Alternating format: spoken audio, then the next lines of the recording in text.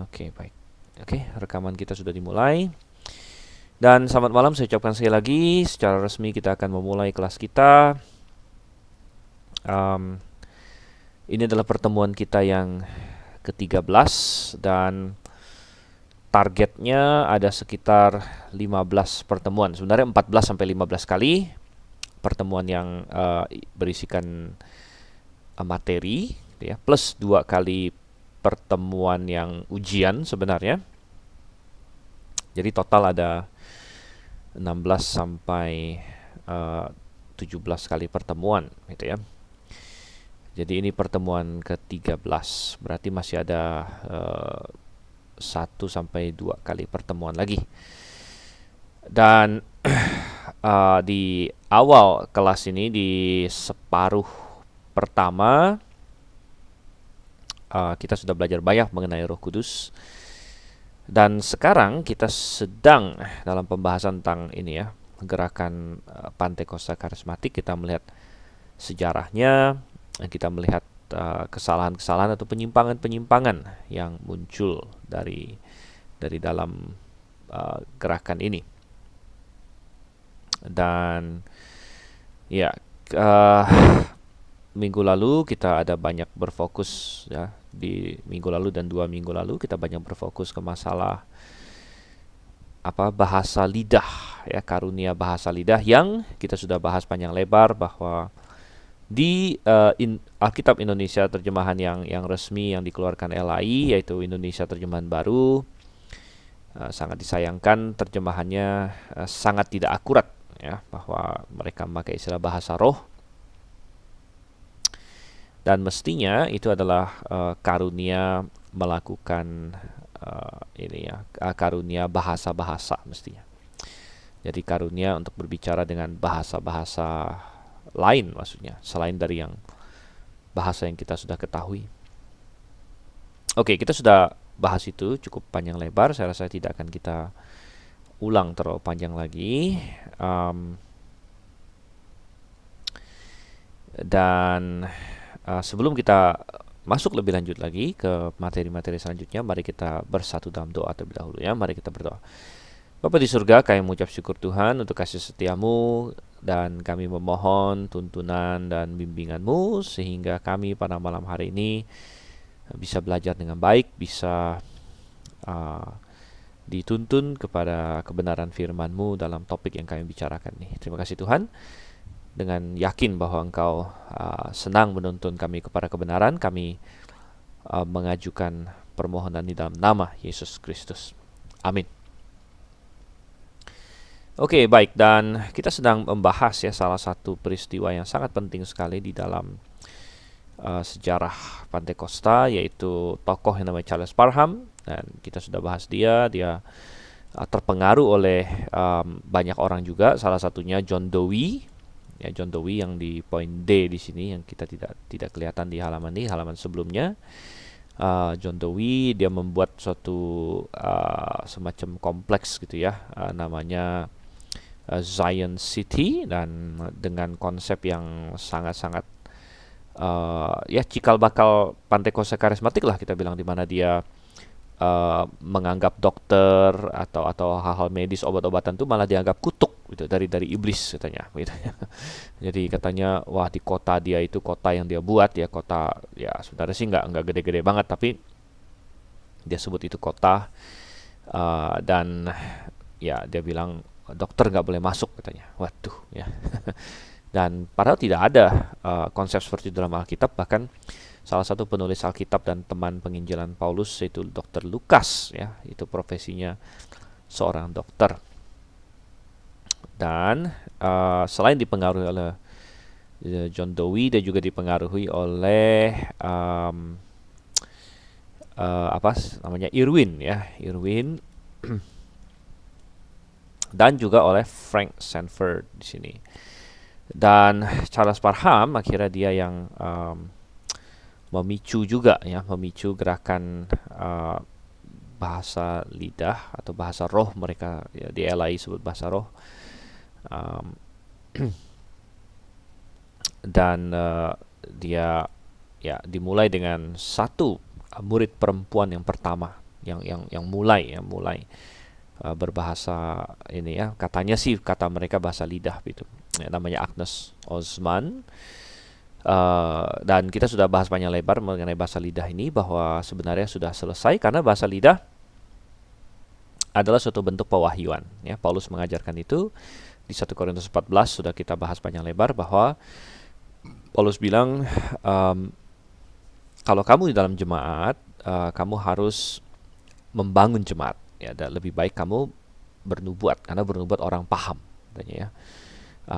Jadi lebih baik kamu bernubuat lebih bagus daripada bahasa lidah, kecuali, kata Paulus bilang, kecuali kalau bahasa lidah itu juga diterjemahkan. Ya, itu berarti bahwa sebenarnya isi dari bahasa lidah itu adalah pewahyuan juga, cuma pewahyuan dalam bahasa lain, gitu. Pewahyuan dalam bahasa lain, dan dia perlu diterjemahkan. Sehingga pertanyaan yang sudah kita bahas minggu lalu juga, kenapa Tuhan mau kasih pewahyuan dalam bahasa lain? Gitu kan?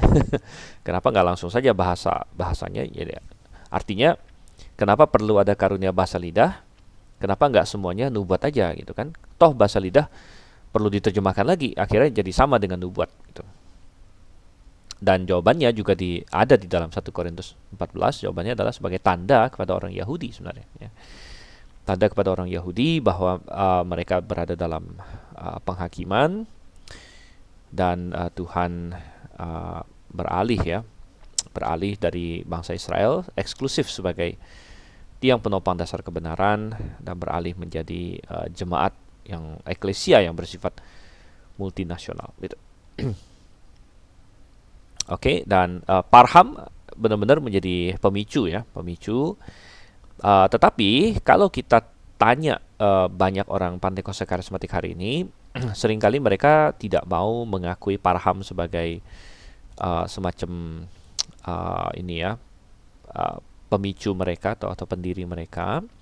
Mengapa? Karena Parham belakangan memiliki reputasi yang kurang baik, karena dia dituduh sodomi segala macam, ya, pernah ditangkap, ya.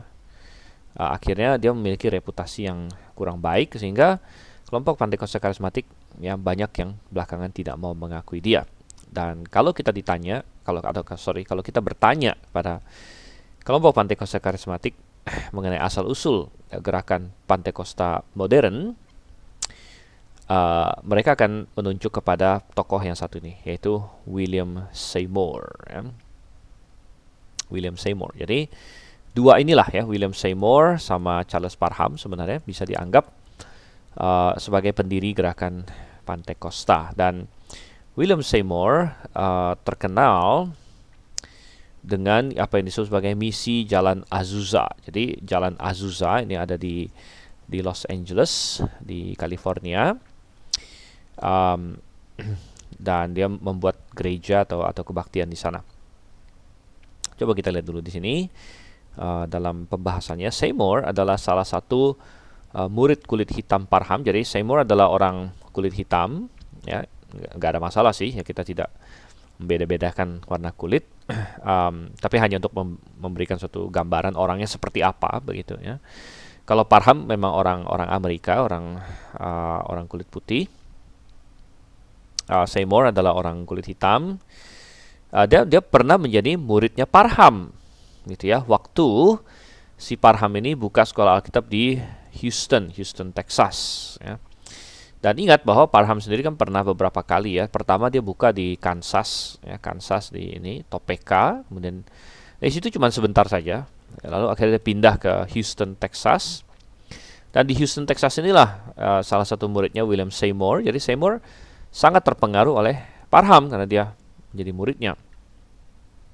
Lalu dia membawa doktrinnya Parham ke California, ya, ke kota namanya Los Angeles. Dan di situ Seymour menyewa sebuah gedung bekas gereja Metodis, ya, namanya African Methodist Episcopal. Di alamatnya adalah 312 Azusa Street. Jadi ini kalau di Amerika alamat itu memang seperti ini, ya. Jadi di Amerika alamat itu dimulai dari nomor rumah dulu, gitu ya. Agak sedikit beda dengan Indonesia kan, agak terbalik, ya. Jadi kalau di Indonesia kan kita misalnya jalan apa, nomor berapa, gitu ya. Nah, kalau di Amerika dia nomornya dulu disebut ya. Jadi 312 Azusa Street. Jadi maksudnya Jalan Azusa nomor 312 gitu. Nah, ini menjadi sangat terkenal ya, sangat terkenal lokasi ini.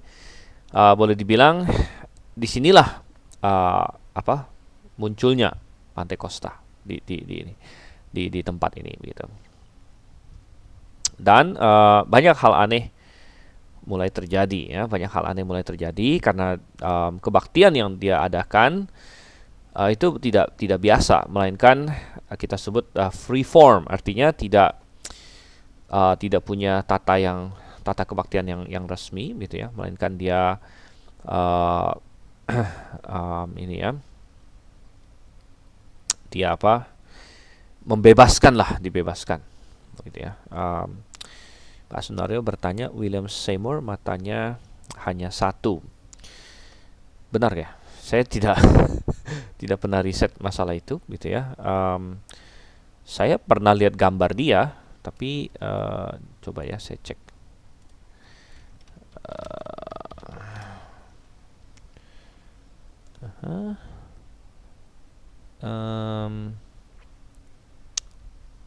Oke. Saya pernah lihat gambar dia dan bisa jadi ya, tapi nggak tahu juga sih.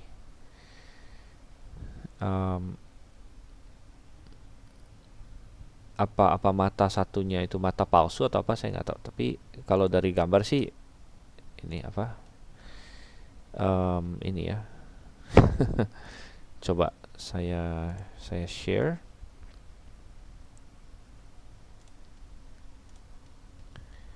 Oke.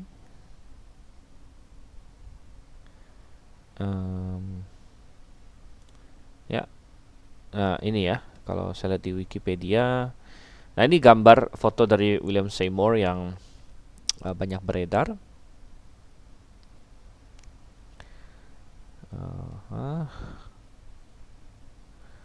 Dan ya sekilas sih saya tidak ada melihat ini apa. Oh ya, memang ada informasi di sini bahwa waktu kecil Seymour kena cacar ya, contracted smallpox, blinded in his left eye katanya di sini. Jadi mata kirinya buta, benar. Oke, jadi mata kirinya buta.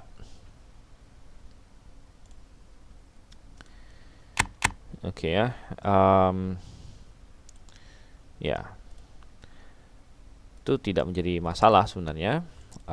Cuman sangat disayangkan bahwa kita lebih menyayangkan kebutaan rohani dia, begitu ya. Karena dia mulai melakukan hal-hal yang tidak ada dalam Alkitab. Jadi dia memulai kebaktian dan mulainya itu adalah bulan April tahun 1906. Ya, dan luar biasanya fenomena ini, fenomena kebaktian dia ini di Jalan Azusa ini berlangsung 3 tahun. Ya, 3 tahun. Dan bukan setiap minggu, tapi apa? Setiap hari. Wow, ya, kebaktian setiap hari, sudah kasih Tuhan ya. Dan nggak tanggung-tanggung kebaktiannya mulai jam 10 pagi dan bisa berlangsung 10 jam atau lebih. Jadi dari pagi sampai malam gitu. Sekali lagi tadi saya katakan kebaktian yang dia adakan ini tidak ini ya, tidak kayak kebaktian resmi yang oke, kita mulai nih, terus ada apa penyanyi ya, kemudian persembahan, kemudian khotbah, lalu ditutup lain sebagainya. Enggak ya. Jadi dia kayak mulai kebaktian ya mulai aja begitu.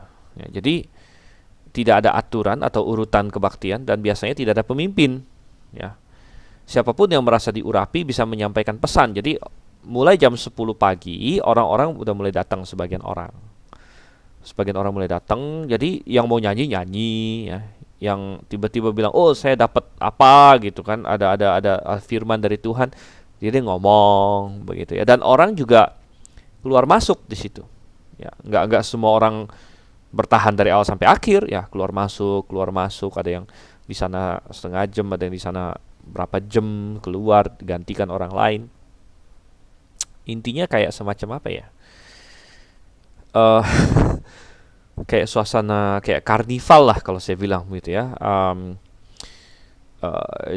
Itu dia sebut sebagai kebaktian gitu ya, kebaktian.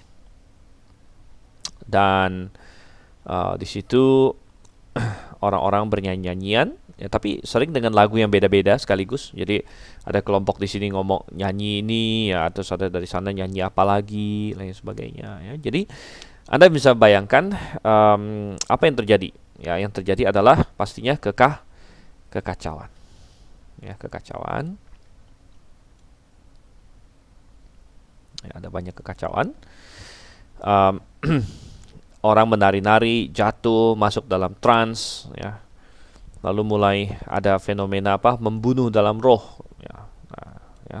Nah, ini akhirnya menjadi fenomena yang marak di kalangan karismatik sampai hari ini, di mana orang bertumbangan, gitu. Bertumbangan, jadi ditumbang-tumbangin katanya, ya. Jadi mereka membuat istilah membunuh dalam roh atau slay in the spirit, gitu. Ya, yang tidak ada dalam Alkitab, ya. Bahasa lidah, ya, histeria, ya, suara-suara binatang aneh, kejang-kejang dan lain sebagainya, ya. Kadang-kadang kebaktian menjadi sedemikian kacau dan heboh, polisi dipanggil. Wow, ya. Karena di Amerika mereka memang sangat menjunjung kebebasan sebenarnya, ya. Kayak si Seymour di sini, dia mau buka gereja ya sangat gampang, ya tinggal sewa tempat, ya beres gitu, ya. Nggak ada orang boleh bilang, kamu nggak boleh bikin gereja di sini. Nggak ada yang ngomong begitu. Ya, namun kebebasan di Amerika tetap tidak boleh sampai mengganggu orang lain. Gitu. Jadi kamu bikin gereja nggak masalah. Tapi kalau misalnya bikin kegaduhan, misalnya loudspeaker gede, gitu kan, sampai tetangga terganggu, ya mereka bisa panggil polisi. Gitu. Wah, ini nggak benar nih katanya, gitu ya. Jadi itu sangat bagus sebenarnya begitu. Dan kebaktiannya menjadi sedemikian kacau, heboh, polisi dipanggil, gitu ya. Ya, dan ini menggarisbawahi satu hal, ya, satu hal yang kita observasi, di mana mulai dari cikal bakalnya ini saja, bentuk kebaktian yang kita perhatikan di sini ini sangat bertentangan dengan apa yang Tuhan inginkan. Dan kalau kita masih ingat, terakhir kita ada di 1 Korintus 14, apa yang dikatakan di bagian terakhir sekali, ya. Dan ya, apa dikatakan? Segala sesuatu harus berlangsung dengan sopan dan teratur. Jadi ketika Paulus mengatur dalam jemaat itu harus bagaimana, ya semuanya harus berlangsung dengan sopan dan teratur, gitu. Berlangsung dengan sopan dan teratur. Dan oleh karena itulah ada aturan yang sudah kita bahas minggu lalu, bahwa kalau ada sesuatu yang terjadi itu harus berurutan, ya, harus ganti-gantian, nggak boleh saling serobot menyerobot. Dan rupanya itu yang terjadi di Korintus. Mereka saling serobot karena ada perpecahan di antara mereka. Ya, mereka dengan sombong ingin yang satu merasa lebih hebat dari yang lain. Oh, yang ini teman saya udah ngomong terlalu lama, nanti giliran saya ngomong. Jadi serobot sana, serobot sini, ya. Jadi sangat tidak teratur. Dan Paulus memarahi mereka sebenarnya. Dia marahin mereka. Dia bilang semuanya harus berlangsung dengan sopan dan teratur, gitu ya, sopan dan teratur. Dan ini satu hal yang sangat menarik, ya, karena seringkali bentuk kebaktian di gereja-gereja berhaluan karismatik memang jauh lebih apa ya, spontan dan mungkin dianggap kacau begitu ya, dianggap kacau oleh gereja-gereja lain. Dan seringkali mereka berkata itu adalah suatu reaksi, ya. Coba kita ke ini deh, ke papan tulis kita. Oke, kita pakai warna coklat aja dulu, ya. Jadi kita bilang kebaktian di kalangan karismatik, ya, seringkali kita bilang agak kacau gitu, kacau atau tidak teratur ya. Yang sering dianggap sebagai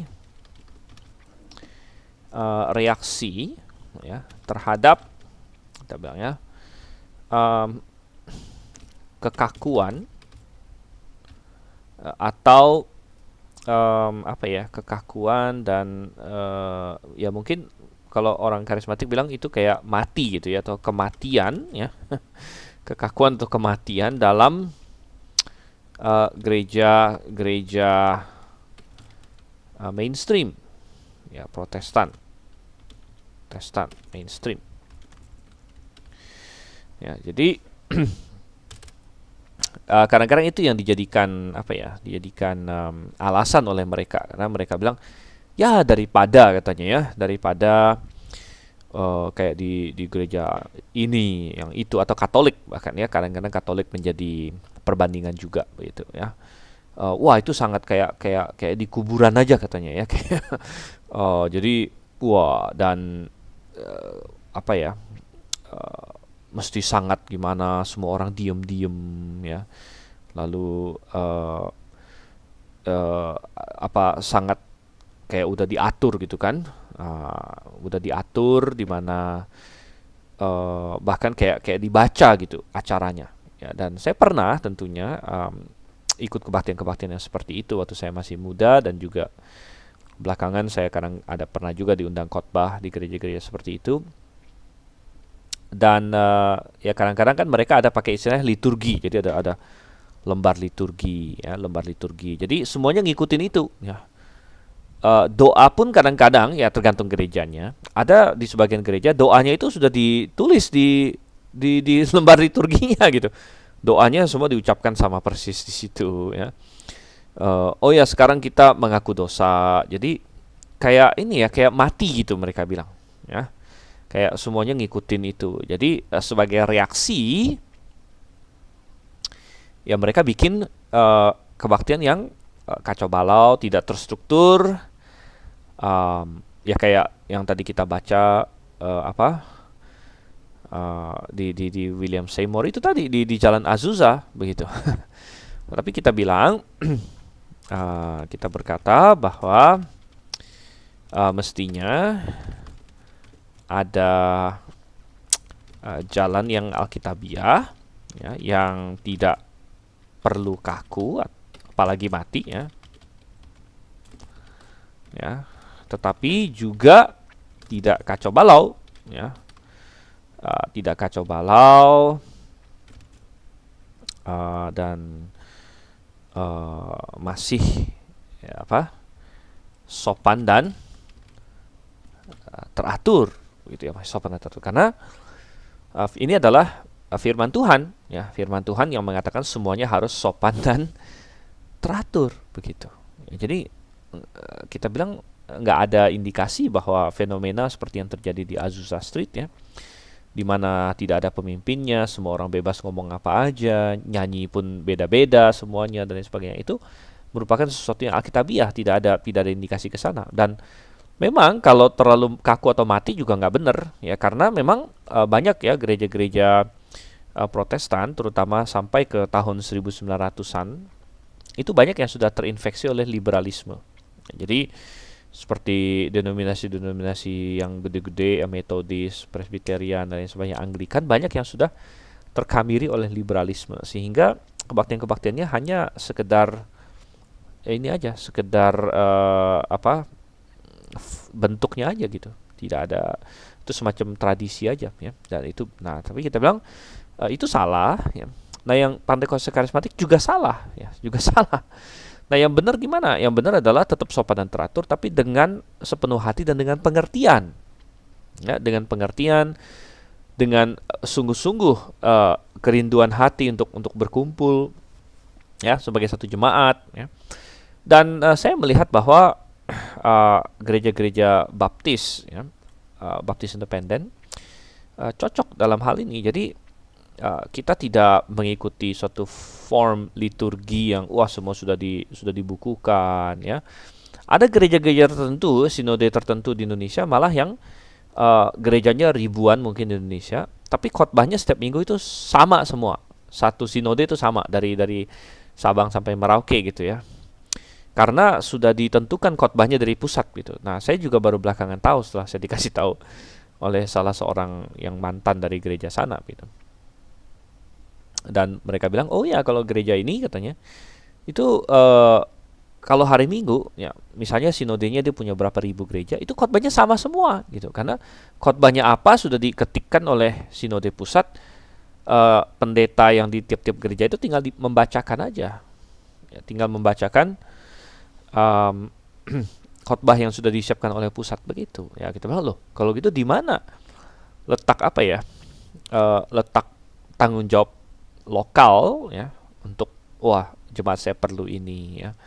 Perlu pesan tentang ini, perlu khotbah penguatan tentang ini yang kok nggak ada gitu, nggak ada seperti itu ya. Dan itu kacau balau memang gitu ya, tapi kita juga tidak perlu menjadi kekacauan yang seperti karismatik begitu. Jadi kita tidak mengikuti yang mati gitu, tapi kita lakukan semua dengan pengertian ya, semuanya dengan pengertian, semuanya dengan paham ya. Oleh karena itu di gereja-gereja baptis independen ya bebas bertanya gitu, bebas bertanya kenapa kita begini ya. Oh, pimpin nyanyi begini ya.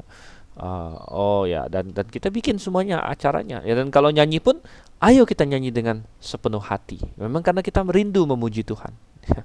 Ya, salah satu efek dari ini ya, coronavirus ini ya, ya salah satunya adalah gereja-gereja banyak yang sulit untuk bertemu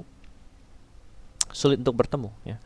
Dan itu sangat disayangkan ya, tapi ya kita berharap ini segera berakhir gitu. Dan bagi orang-orang yang lahir baru, kita rindu untuk bertemu. Jadi itu bukan hanya sekedar kosong hanya bentuknya aja begitu, tapi memang ada kerinduan dalam hati gitu ya. Tapi tidak juga kacau balau gitu. Dan kalau kacau balau, mereka bilang, oh ini tuntunan Roh Kudus. Kita bilang, kamu yakin itu tuntunan Roh Kudus? Malah sebenarnya kita bilang itu bukan tuntunan Roh Kudus. Karena apa? Kalau Roh Kudus gimana? Coba kita lihat ya. Saya bagikan satu ayat di dalam 2 Timotius ya. Nah, 2 Timotius 1 ayat 7 dikatakan apa?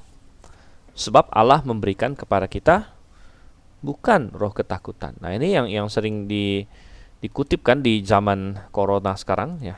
orang banyak yang takut ya. Allah memberikan kepada kita bukan roh ketakutan, melainkan roh yang membangkitkan kekuatan, kasih. Nah, ini banyak, tapi yang terakhir ini jarang orang lihat.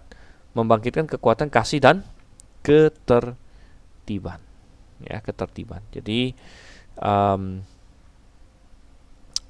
ini secara literal maksudnya adalah pikiran yang jernih, yang baik begitu ya, pikiran yang jernih. Kayak KJV terjemahkan sound mind di sini ya. Ya, tapi intinya adalah bahwa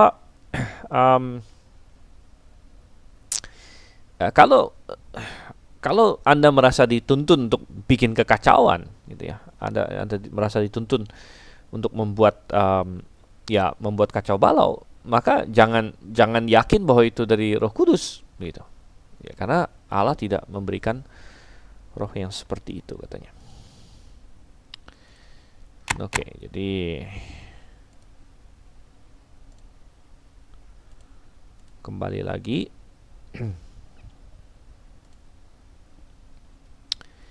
Ya, dan kita masih di sini ya. Nah, ini yang terjadi di Azusa waktu itu. Dan akhirnya oke, kita lanjutkan dulu sini ya. Di bawah pelayanan Seymour, orang pertama yang mendapat bahasa lidah adalah Edward Lee. Ya, ada satu orang namanya Edward Lee yang percaya bahwa salah satu tanda kuasa Allah adalah jika seseorang tergoncang-goncang, katanya gitu. Wah, jadi kalau orangnya tergoncang-goncang, itu tandanya wah dia kena kuasa Allah gitu ya. Sehingga salah satu fenomena yang terjadi di Azusa adalah ketika mendapat bahasa lidah, mereka biasanya jatuh ke lantai ya, dan rupanya dari biangnya di Azusa ini sampai sekarang pun masih banyak yang seperti itu. Jadi jatuh ke lantai lah dan lain sebagainya. Yang menarik adalah bahwa Parham, ingat Parham ini kan mantan gurunya Seymour gitu kan. Seymour pernah belajar dari Parham. Dan Parham pernah suatu ketika dia mengunjungin kebaktian di Azusa. Wah, mungkin dia dengar bahwa muridnya ini udah jadi hebat nih sekarang ya, bikin hal besar di situ. Tapi Parham datang ke sana, lalu dia mengobservasi semuanya, dia bilang itu bukan dari Tuhan katanya. Jadi rupanya ada persaingan juga di antara mereka. Ya, jadi Parham bilang itu bukan dari Tuhan. Ya. Tapi intinya, akhirnya selama kira-kira 3 tahun ya mereka bikin kebaktian di situ itu, ribuan orang datang dari berbagai tempat ke Azusa untuk mencari pengalaman Pentakosta mereka. Akhirnya tersiar kabar ke seluruh Amerika, bahkan seluruh dunia bahwa di Los Angeles, di Azusa ini sedang terjadi hal yang aneh gitu ya. Sedang terjadi, wah ini fenomena-fenomena begitu. Sehingga orang datang berbondong-bondong. Ribuan orang datang mengunjungin Azusa, dan sebagian hanya datang sebentar, sebagian datang dan ngikutin cukup lama. Ya, tapi intinya mereka datang ke sana, ya, mereka terpengaruh. Mereka sebagian besar yang datang itu menganggap, wah ini sepertinya hebat ini. Lalu pulang ke tempat masing-masing membawa pengajaran atau konsep yang sama. Mereka ingin ulangi begitu ya. Dan dari situlah akhirnya walaupun sudah ada banyak yang lain yang sebelumnya yang bikin acara, yang bikin konsep seperti ini ya, seperti Parham sendiri. Kemudian yang tadi kita bilang John Dewey lah, Irwin lah, segala macam sudah pernah ada. Namun berdasarkan pengaruhnya, maka yang di Azusa inilah yang boleh dibilang sebagai pemantiknya, gitu, pemantik atau pemicunya, karena dia yang punya dampak paling besar, di mana dari 3 tahun itu begitu banyak orang datang, begitu banyak orang dipengaruhi, mereka masing-masing pergi pulang ke tempatnya masing-masing, membawa pengajaran dan konsep yang sama, sehingga akhirnya mulai dari situ mulailah gerakan Pantekosta atau Pentakosta dimulai dari situ. Oleh karena itu, oleh kaum karismatik Pantekosta sendiri, mereka sering melihat jalan Azusa sebagai lahirnya gerakan Pantekosta modern, gitu ya. Oke, jadi itu perlu kita pahami. Ini adalah asal mulanya, begitu.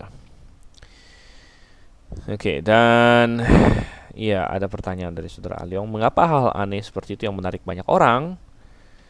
Mengapakah mereka nggak pakai akal sehat? Dan waktu itu ajaran Injil yang murni nggak ada. Ya, ajaran Injil yang murni pasti ada tentunya ya, pasti ada. Ya, namun banyak manusia kan yang tidak mencari kebenaran, gitu. Mereka mencari sensasi, mereka mencari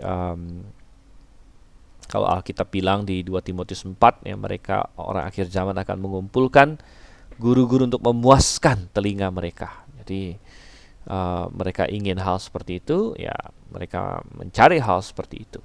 Ya, jadi ya manusia kan dari dulu suka yang supranatural, ya nggak harus yang Kristen. Yang pokoknya yang supranatural ya. Orang kalau melihat misalnya ada atraksi debus gitu kan, yang tusuk-tusuk lah segala macam, pakai pisau segala macam, orang seneng mau ngelihat gitu kan. Di Singkawang ada orang kesurupan tatung, orang seneng mau lihat gitu ya. Nah, ini diembel-embelin Kristen, ya, ada sesuatu yang aneh di sini, orang juga senang, dia pengen melihat gitu. Oke. Baik. Dan ya, kita lanjut lagi di sini. Nah, mulai dari situ boleh dibilang gerakan Pantekosta sudah lahir ya, sudah lahir, dan kita mau melacak perkembangan selanjutnya. Ada yang berikutnya disebut the Latter Rain Covenant ya, the Latter Rain Covenant, di mana pada tahun 1910 seorang bernama David Wesley Mylan menulis buku berjudul The Latter Rain Covenant yang mengembangkan doktrin hujan akhir secara sistematis, gitu ya. Nah, apa itu doktrin hujan akhir?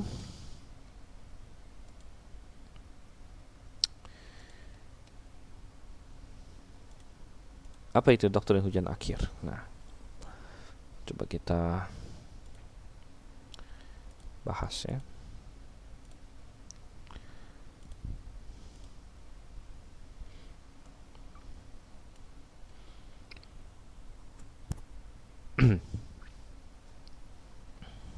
Ya. Dan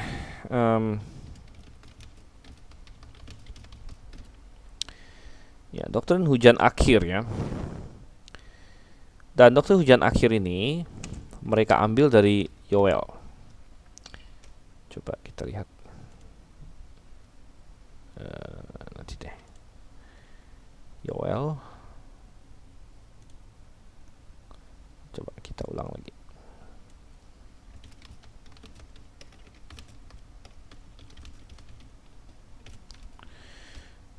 Mereka ambil dari Yoel, dan ada beberapa ayat lain nanti kita akan lihat ya, yang berbicara mengenai hujan awal dan hujan akhir. Ya, jadi ketika gerakan Pantekosta muncul, mereka langsung ya dikritik ya oleh gereja-gereja yang sudah ada sebelumnya. Ya, salah satu ya kritikan adalah bahwa kalau ya fenomena Pantekosta atau Pentakosta yang mereka klaim itu memang masih ada dari Tuhan, mengapakah ya karunia itu hilang ya sejak abad 2 sampai abad 19? Ya, jadi ini salah satu kritikan yang langsung dilontarkan kepada mereka, karena para pentolan Pentakosta ini pada waktu itu, Pantekosta, mereka berkata, wah inilah karunia dari Tuhan, kita mau dapatkan lagi karunia dari Tuhan. Ini karunia ini masih ada nih, segala macam ya, karunia nubuat, bahasa lidah dan lain sebagainya. Ini masih ada dari Tuhan, dan kita harus kejar lagi dan lain sebagainya. Tapi gereja-gereja yang lain waktu itu, gereja Protestan, berkata, loh, ini karunia sudah nggak ada, sudah selesai ya, dari abad pertama sudah nggak ada. Tapi kaum Pantekosta berkata bahwa oh enggak, masih ada ya, masih ada. Tapi salah satu serangan adalah, kalau masih ada, kenapa baru muncul sekarang, gitu kan? Di mana gerakan Pentakosta dari abad 2 sampai abad 19?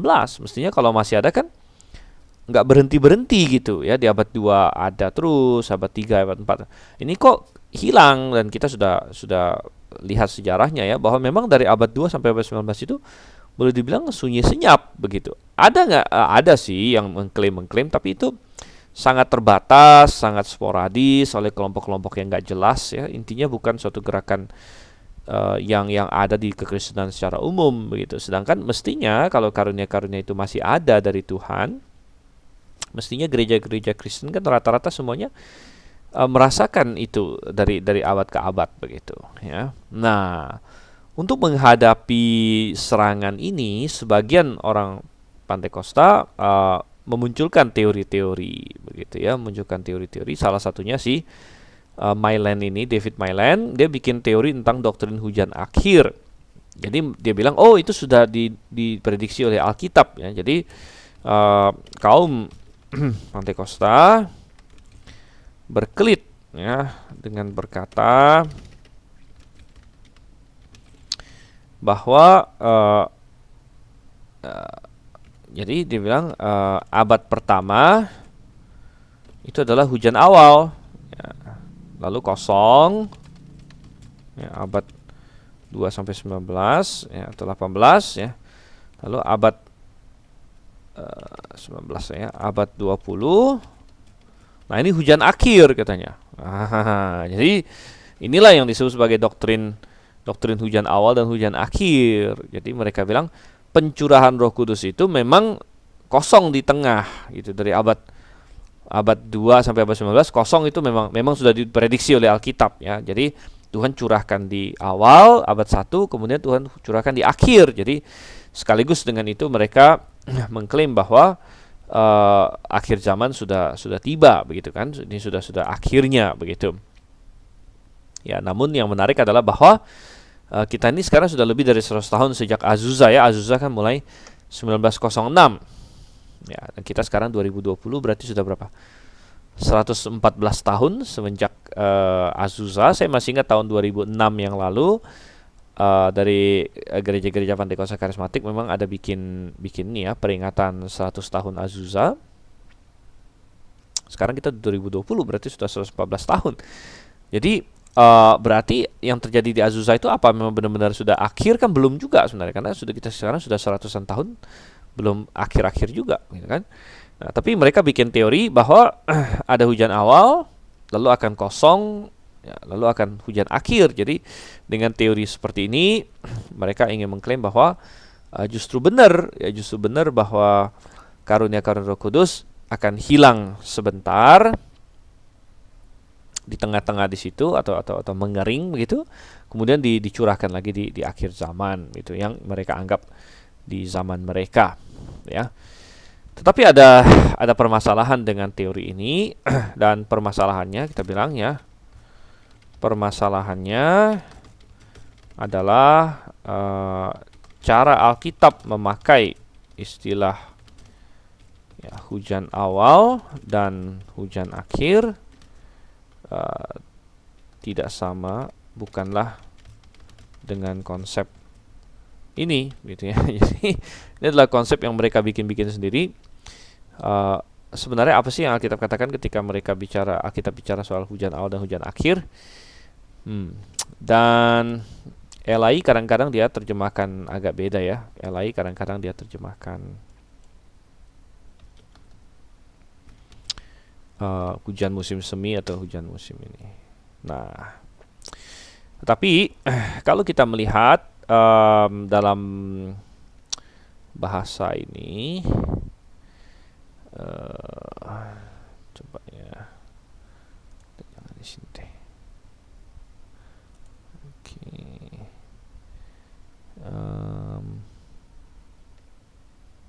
Coba sebentar. Oke, dan kita nggak perlu ini, dan kita nggak perlu ini juga. Kita ganti ke bahasa Indonesia.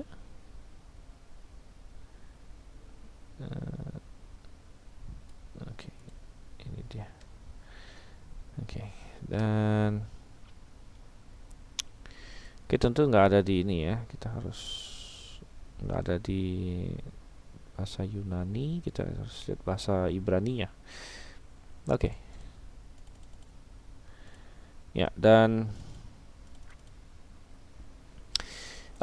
istilah hujan akhir ya, hujan akhir itu muncul di beberapa tempat, misalnya di Ulangan, mulai dari Ulangan 11 ayat 14. That I will give you the rain of your land in his due season, the first rain and the latter rain. Jadi ini istilahnya first rain ya, kemudian latter rain ya. Jadi memang LAI terjemahkan hujan awal dan hujan akhir. Jadi Yore dan Malkosh ya, Malkosh adalah hujan akhir. Nah, apakah ini berbicara mengenai karunia Roh Kudus? Bukan. Ini bicara soal apa, saudara? Ya, ini bicara soal hujan, jadi literal gitu. Jadi apa yang dilakukan oleh orang karismatik adalah dia mengambil hujan yang memang literal, hujan maksud Tuhan hujan, lalu dia tafsirkan macam-macam. Ya, dia tafsirkan macam-macam. Dia tafsirkan, oh ini maksudnya Roh Kudus dan lain sebagainya. Ya, padahal bukan, ini bicara soal hujan. Nah, memang Roh Kudus bisa disimbolkan dengan air, kita pernah membaca itu ya, tapi bukan dalam bentuk hujan awal maupun hujan akhir ya. Dan um, Roh Kudus memang bisa digambarkan dengan air, tapi karunia Roh Kudus tidak pernah digambarkan dengan air ya. Jadi harus bedakan antara Roh Kudus dengan karunia Roh Kudus begitu. Jadi ini contoh di Ulangan 11:14. Dan karena kenapa di Alkitab bicara mengenai hujan awal hujan akhir, karena waktu itu masyarakatnya agraris ya, agraris. Jadi mereka sangat, apa itu hujan awal hujan akhir? Jadi hujan di awal musim waktu mereka mulai menanam gitu ya, mulai menanam, dan mereka perlu hujan itu. Kalau enggak yang mereka tanam itu nanti nggak bisa tumbuh dengan baik begitu. Dan kemudian di akhir, pada masa akhir, mereka juga perlu hujan untuk kembali menggemburkan tanahnya begitu. Jadi untuk masyarakat agraris, hujan pada waktu yang tepat itu sangat penting. Oleh karena itu Tuhan janjikan nih salah satu bentuk berkat. Aku akan kasih kamu hujan pada waktunya lah intinya, gitu ya. Hujan di awal musim yang cocok untuk kamu, dan hujan di akhir musim itu. Ya, dan um, ya sebenarnya kalau kita baca di semua ya teks mengenai hujan akhir, ya memang mengacu kepada hujan hujan akhir, artinya benar-benar literal hujan gitu. Misalnya di Yeremia ya, dia bicara mengenai waktu Tuhan menghukum Israel ya, dan hujan ditahan ya, hujan akhir musim tidak datang ya. Ini kan bicara mengenai hujan secara literal begitu. Nah, coba kita lari ke yang Yoel yang mereka sebut di situ ya. Nah, ini dia ya. Yoel 2 ayat 23. Jadi untuk sedikit konteks kita perbesar, kita lihat beberapa ayat di atasnya. Oke, kita lihat bahasa Indonesianya aja deh ya. Yoel 2 ayat 21. Jangan takut hai tanah, bersorak-soraklah bersujudlah, sebab juga Tuhan telah melakukan perkara yang besar. Jangan takut hai binatang-binatang di padang. Ini kelihatan nggak ini ya, teksnya ya. Oke, moga-moga cukup gede fontnya. Jangan takut hai binatang-binatang di padang, sebab tanah gembalaan di padang gurun menghijau. Jadi ini kira-kira bicara apa? Ini bicara soal memang literal nih ya. Ada padang, ada binatang, ada pohon dan lain sebagainya. Ayat 23, hai Bani Sion, bersorak-soraklah dan bersukacitalah karena Tuhan Allahmu, sebab telah diberikannya kepadamu hujan pada awal musim dengan adilnya, dan diturunkannya kepadamu hujan pada awal dan hujan pada akhir musim. Seperti lalu ini yang disebut sebagai latter rain, hujan akhir dan hujan awal. Dan ini memang literal bicara soal hujan, karena konteksnya memang sedang ngomong soal hujan. Makanya di ayat 24, tempat-tempat pengirikan menjadi penuh dengan gandum. Ini kan bicara mengenai masyarakat agraris yang mereka bercocok tanam, mereka perlu hujan itu untuk bisa dapat tuaian yang bagus, dan Tuhan berjanji untuk kasih tuaian yang bagus, sampai tempat-tempat penuh dengan gandum dan lain sebagainya ya. Dan Tuhan akan menghardik hama belalang dan lain sebagainya. Jadi tidak ada pembenaran bagi mereka untuk lalu berkata, oh ini hujan ini mengacu kepada karunia-karunia Roh Kudus. Gitu ya, tidak ada pembenaran mengenai masalah itu sama sekali. Oke. Baik, jadi ya saya rasa itu cukup jelas ya. Tapi ini untuk mengcounter, karena kalian akan ketemu kadang-kadang ada sebagian orang yang dia berargumen seperti itu ya. Dan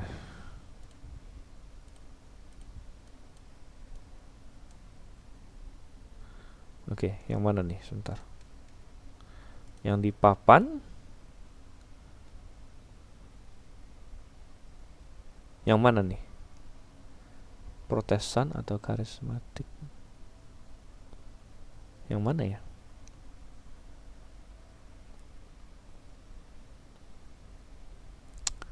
Yang mana maksudnya, Tantio? Yang berkelit. Oh, yang berkelit itu Pantekosta. Ya. Ya, Pak Andi, mereka kaitkan dengan ayat 28. Memang benar mereka kaitkan dengan ayat 28 ya, bahwa di situ aku akan mengadakan mukjizat, mencurahkan rohku dan lain sebagainya, begitu ya. Em, tetapi ya kita bilang nih, coba ya, saya balik lagi ke ini. Ini nggak ada hubungannya sebenarnya, ya. Ya, dan coba kita lihat sekarang. Saya lari ke yang sini deh. Joel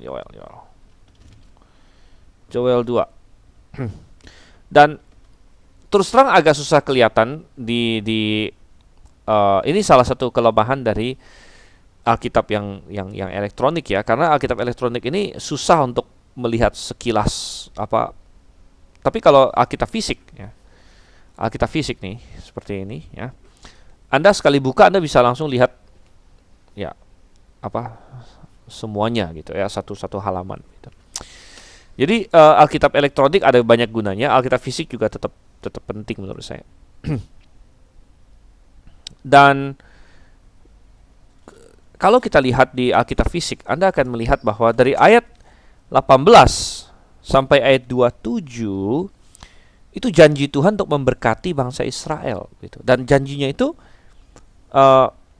berkaitan dengan hal-hal fisik ya.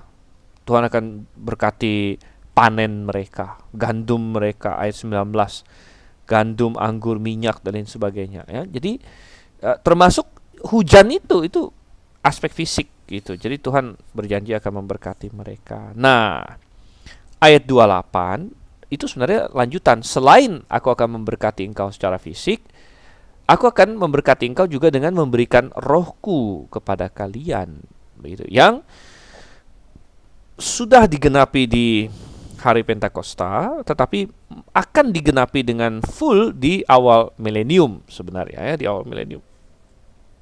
Jadi kembali tidak ada hubungan sebenarnya antara ayat 23 dia bicara soal hujan awal hujan akhir, karena konteks dekatnya ayat 22, 24 lain sebagainya jelas-jelas mendukung itu bicara soal hujan secara literal itu ya.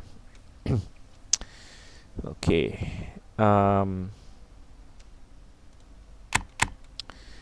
Baik ya.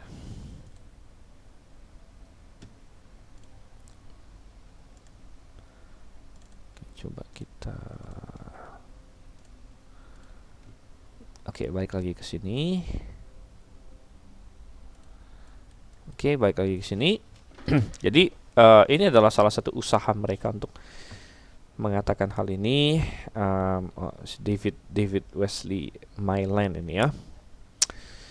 Oke, kita mau lanjut lagi. Tapi sebelum kita lanjut, kita break sebentar. Tidak terasa sudah jam 8. Jadi kita sudah setengah jalan lebih ya. Oke, kita break untuk sekitar berapa ya? 3 sampai 5 menit. Ya, saya akan mempause juga rekaman kita.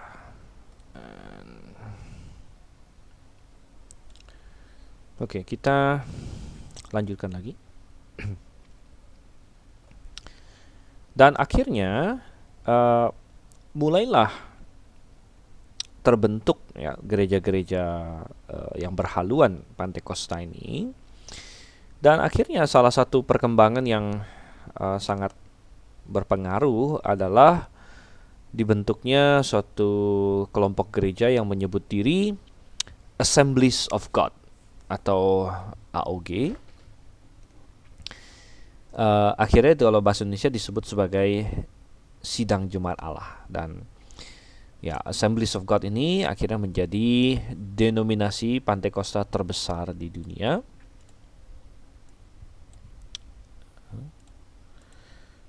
Oke, jadi dan itu terbentuk tahun 1914 ya, beberapa tahun setelah kebaktian di Azusa selesai gitu. Dan akhirnya di Indonesia sendiri ya kita tahu ada GSJA ya, Gereja Sidang Jemaat Allah ya, karena menambah gereja lagi depannya GSJA akhirnya. Tapi kalau di luar akhirnya disebut Assemblies of God saja. Dan pemimpin-pemimpin awal AOG ini, Assemblies of God ini, ya berasal dari Azusa, ya, atau dari Zion City, si John Dowie yang tadi itu, ya. Sehingga tidak heran bahwa teologi mereka terpengaruh, ya, dan merefleksikan semua itu. Misalnya AOG percaya, ya, ini beberapa poin, ya, dan mengingat nih denominasi Pantekosta terbesar di dunia, maka bisa dianggap bahwa poin kepercayaan mereka mewakili, boleh dibilang adalah inilah kepercayaan kelompok Pantekosta. Dan mereka percaya satu, baptisan Roh Kudus adalah pengalaman yang harus dicari setelah kelahiran kembali. Jadi kita bisa melihat akar gerakan holiness, ya, yang menekankan setelah diselamatkan belum cukup, kamu harus cari pengalaman kedua, ya. Dan kalau gerakan holiness mendefinisikan pengalaman kedua itu sebagai mendapatkan kesempurnaan atau pengudusan penuh, gitu. Lalu dimodifikasi oleh kelompok Pantekosta sehingga pengalaman kedua itu adalah baptisan Roh Kudus. Jadi tidak cukup kamu lahir baru, kamu harus mendapatkan Roh Kudus, baptisan Roh Kudus. Lalu dan mereka mencampur adukan. Jadi kalau belum dibaptis Roh Kudus belum dapat Roh Kudus katanya, gitu kan? Yang bertentangan dengan yang sudah kita pelajari di paruh pertama kelas di setengah awal semester ini, bahwa Roh Kudus sudah masuk ke dalam hati orang percaya pada saat menjadi percaya, gitu. Lalu poin nomor 2, mereka percaya bahwa baptisan Roh Kudus akan ditandai oleh bahasa lidah. Jadi semua orang yang dibaptis Roh Kudus akan diberi bahasa lidah, yang bertentangan dengan apa yang Paulus ajarkan di 1 Korintus 12 bahwa tidak semua orang dikasih karunia yang sama, gitu. Ada orang yang dikasih karunia A, karunia B, dan intinya adalah satu tubuh itu punya fungsi yang berbeda-beda. Paulus bahkan bertanya, kalau semuanya mata, di manakah pendengaran? Kalau semuanya tangan, di manakah kaki? Begitu kan? Dan Paulus dengan tegas mengajarkan bahwa semuanya telah diberikan tugas yang spesifik oleh Tuhan. Jadi bertentangan dengan konsep ini, gitu. Dan tentu konsep mereka bahasa lidah juga sangat bertentangan dengan apa yang dalam Alkitab. Kemudian poin nomor 3, mereka berkata bahwa mereka percaya kesembuhan fisik dijanjikan kepada orang Kristen karena penebusan Kristus. Jadi ini mirip dengan poin yang didapat dari si Dowie lah, ya, si Sanford lah, yang dengan doktrin oleh bilur-bilurnya kamu menjadi sembuh dan lain sebagainya. Ya, dan itu menjadi hal yang sangat kacau, ya. Dan sebenarnya kita katakan bahwa seperti di pandemi sekarang ini, ya, pandemi coronavirus, ya, dan inilah saatnya pembuktian doktrin ini sebenarnya, ya. Kalau memang benar orang Kristen yang lahir baru itu pasti sembuh, ya, dan tidak mungkin sakit dan lain sebagainya, maka mestinya orang Kristen itu tidak kena corona, begitu, ya. Dan kalau misalnya ada orang Kristen kena corona, hanya ada 2 kemungkinan, ya. Nomor 1, doktrin mereka salah total, begitu kan? Atau nomor 2, orang yang kena corona itu bukan orang Kristen sejati, begitu, ya. Nah, jadi mau pilih yang mana, gitu, ya. Sedangkan kita tahu bahwa di Indonesia bahkan ada cukup banyak pendeta yang sudah kena corona, bahkan ya sangat tragis sampai meninggal, dan kita tentu tidak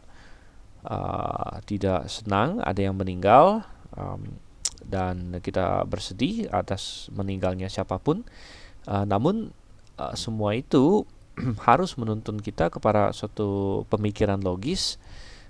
Bukankah banyak di antara mereka yang mengklaim bahwa ada kesembuhan di dalam darah Yesus Kristus, gitu, ya. Ada kesembuhan dalam darah Yesus Kristus. Padahal bukan itu yang dimaksud, ya, bukan itu yang dimaksud. Dan kita akan melihat nanti, ya, di lebih bawah lagi bahwa ada akhirnya itu menjadi salah satu fitur dari kelompok karismatik, ya. Poin nomor 2 nanti kita akan lihat, ya, penyembuh Pantekosta yang terkenal, dan apakah benar ya ada hal-hal seperti itu pada hari ini.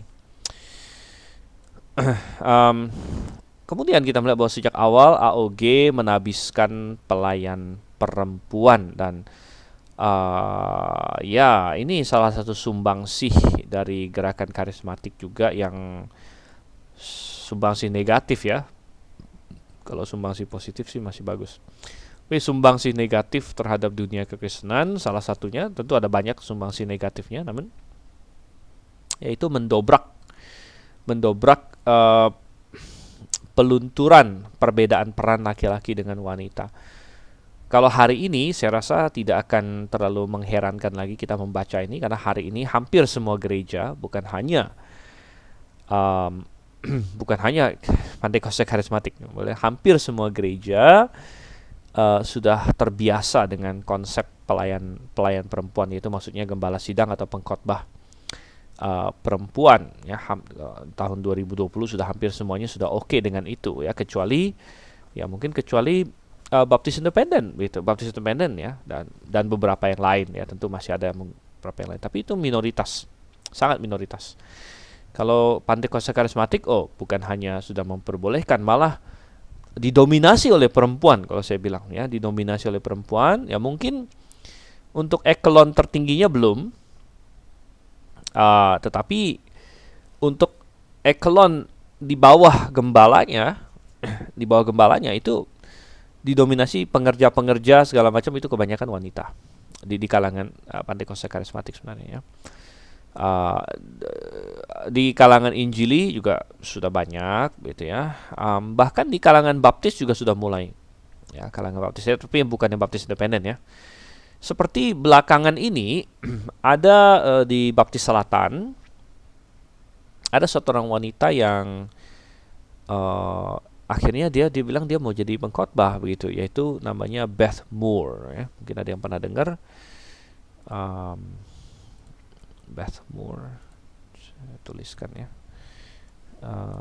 Ada satu orang Beth Moore. Jadi Beth Moore ini dia seorang yang rupanya selama ini banyak mengajar juga, walaupun selama ini banyak mengajar itu ya di kalangan wanita dan lain sebagainya.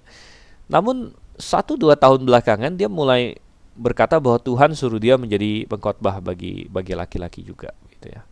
Dan dia wanita ini di kalangan Baptis Selatan, dia lumayan terkenal. Dan akhirnya dia banyak banyak diserang juga. Salah satu yang banyak menyerang dia adalah John MacArthur, ya. Jadi John MacArthur bilang, wah, nggak boleh itu seperti itu, ya. Ya, tapi kita melihat, ya, bahwa salah satu pelopor untuk mendobrak masalah ini adalah gerakan Pantekosta karismatik, ya, Assemblies of God, AOG, dan lain sebagainya. Nah, bicara mengenai pelayan perempuan, ini yang poin E ini adalah salah satunya, ya. Yaitu nama orangnya adalah Amy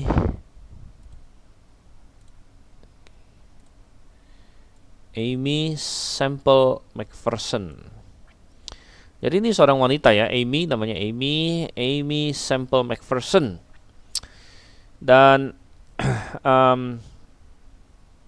si Amy ini dia mendirikan gereja, bahkan bukan hanya dia menjadi gembala, dia menjadi pendiri gereja. Wah, jadi ini seorang wanita yang sangat berkarisma, sangat luar biasa. Dia mendirikan gereja, dia sebut gerejanya adalah The International Church of the Foursquare Gospel, dan pada masa-masa itu sangat terkenal, ya, walaupun kalau sekarang mungkin tidak terlalu terkenal lagi. International Church of Foursquare Gospel, namanya lumayan aneh, ya. Jadi kenapa dia pilih nama ini? Ya, rupanya dia terinspirasi waktu dia membaca kitab Yehezkiel. Dan kalau Anda pernah membaca kitab Yehezkiel, Anda akan ingat bahwa di pasal 1 dan beberapa pasal awal-awal, Yehezkiel mendapatkan penglihatan. Ya, penglihatan ada makhluk yang kita anggap kerub, ya, makhluk tubuhnya seperti manusia, tapi dia punya empat muka, 4 wajah, ya. Jadi ada wajah yang menghadap utara, selatan, barat, dan timur, begitu. Dan wajahnya itu ada satu wajah singa, katanya, ya, satu wajah raja wali, satu wajah manusia, dan satu wajah lembu, begitu. Jadi ada 4 wajah, dan ketika Amy membaca itu, suatu ketika dia terinspirasi bahwa, oh, kenapa ada 4 wajah ini? Berarti ada 4 4 hal yang Tuhan ingin tekankan begitu. Jadi ini kayak cocok logi juga begitu saudaranya. Dia bilang ada 4 hal yang Tuhan mau tekankan. Jadi Injil itu harus ada 4 ini, 4 poin penting dalam Injil, dan dia kait-kaitkan semua. Makanya ada 4 Injil juga dibilang, ada Injil Matius, Markus, Lukas, Yohanes. Jadi kayak cocok logi begitu. Dan akhirnya dia bilang bahwa apa sih 4 poin penting, 4 poin penting ya Yesus, mengenai Yesus dalam Injil. Makanya dia bilang ada 4, yaitu Yesus itu juru selamat. Nah, mereka bilang bahwa kebanyakan orang, si Amy bilang kebanyakan orang cuma tahu Yesus itu juru selamat begitu. Tapi mereka lupa bahwa Yesus itu yang lain-lain juga. Nah, Yesus adalah pembaptis dalam Roh Kudus katanya. Nah, dia mau tekankan itu. Yesus adalah penyembuh. Benih Yesus adalah raja yang akan datang. Wah, yang sebenarnya kita bilang bahwa ya benar sih, ya kita nggak mengatakan salah bahwa Yesus itu juru selamat, pembaptis dalam Roh Kudus. Kita sudah okekan juga, karena memang masih ingat ya waktu kita belajar baptisan dalam Roh Kudus, memang Yesus yang membaptis dalam Roh Kudus. Ya, bukan Amy, bukan siapa-siapa, Yesus. Yesus adalah penyembuh, benar bahwa dia banyak menyembuhkan orang waktu dia di muka bumi ini. Namun kita bukan Yesus.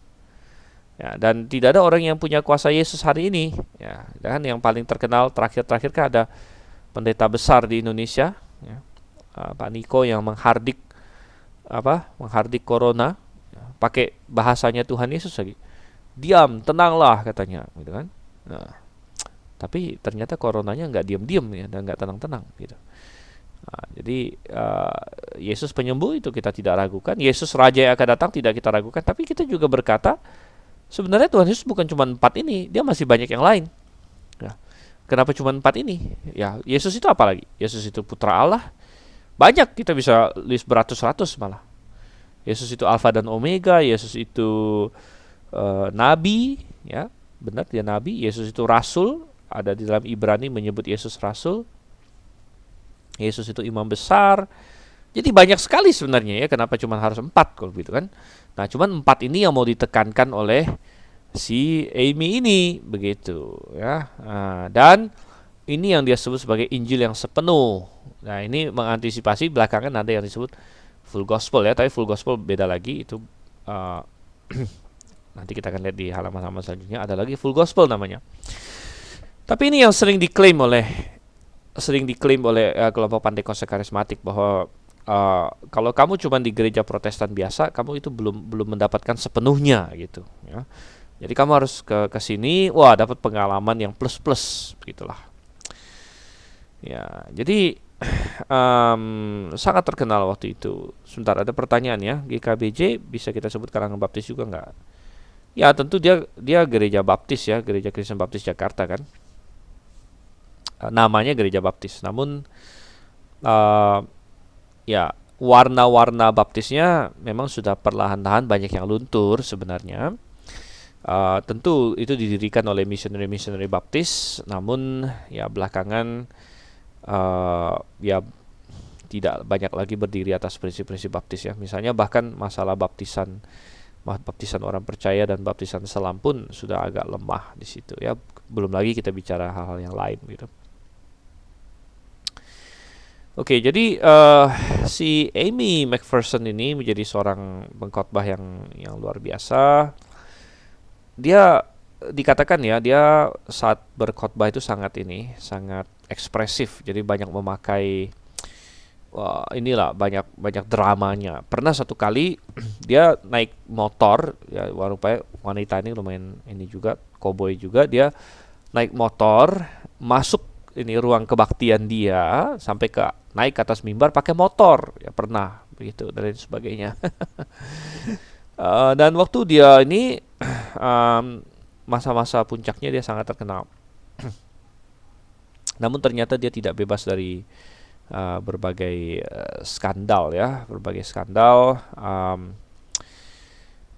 Ada salah satu skandal yang paling terkenal adalah dia sempat katanya diculik orang.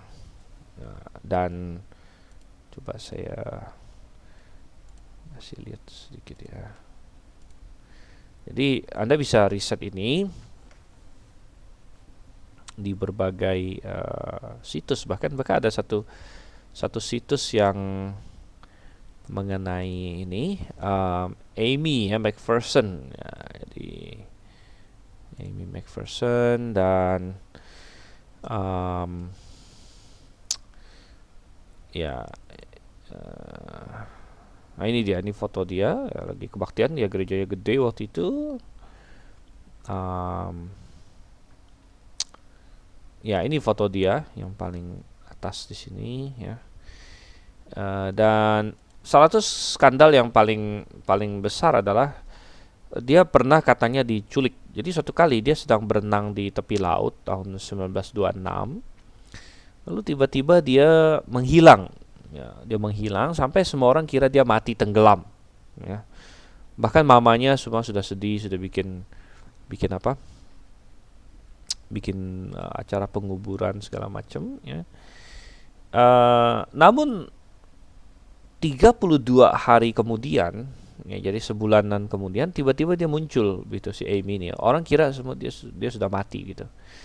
Lalu 32 hari kemudian dia muncul di Meksiko ya. Dan dia mengklaim dia diculik. Ya, dia diculik. Namun banyak orang yang tidak begitu percaya cerita dia.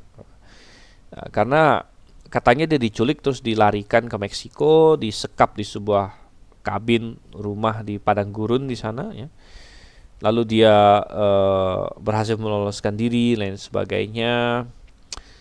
Bahkan dia bilang dia jalan 13 jam ya melalui padang gurun untuk bisa lari.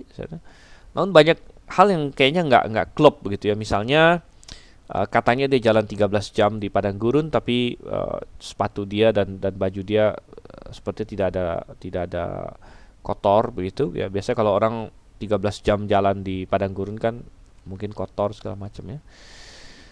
Dan banyak yang nggak masuk akal begitu, sehingga banyak orang memunculkan teori-teori lain. Dan karena rupanya pada saat dia menghilang, ada satu orang laki-laki yang bekerja di pelayanan dia, yaitu sebagai operator radio ya, juga menghilang gitu. Ada satu orang laki-laki yang menghilang juga, sehingga diperkirakan bahwa jangan-jangan ini bukan diculik tapi mereka berdua kabur ya, ada apa, menjalin hubungan asmara begitu.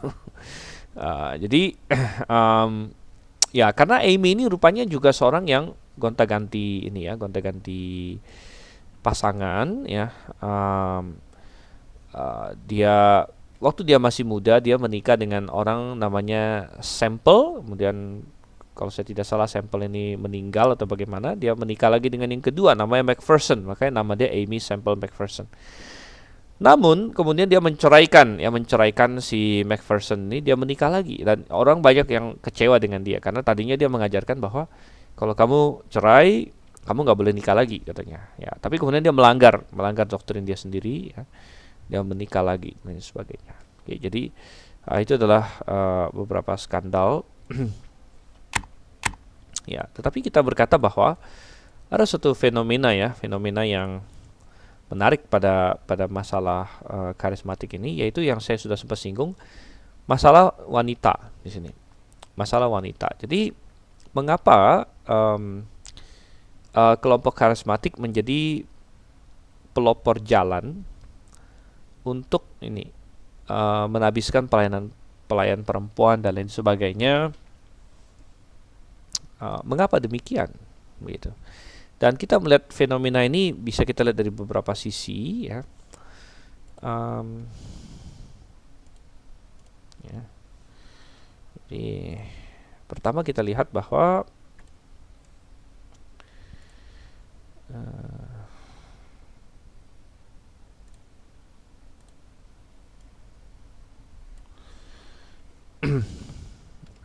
fenomena Pantekosta karismatik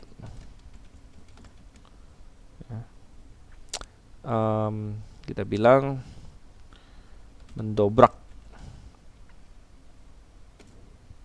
isu ya, pelayanan perempuan di sini ya, pelayanan perempuan, sehingga eh, mulai dari gereja-gereja Pantekosta karismatik inilah mulai dibiasakan, eh, ya wanita akhirnya menjadi pengkhotbah, menjadi gembala dan lain sebagainya ya. Salah satu contohnya si Amy ini ya. Belakangan ada lagi yang namanya Catherine Kuhlman ya.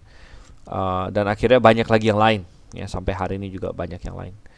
Dan kenapa demikian ya? Dan kita bilang ada berbagai faktor ya, berbagai faktor. Faktor pertama kita bilang bahwa Pantekosta karismatik ya adalah fenomena berbasiskan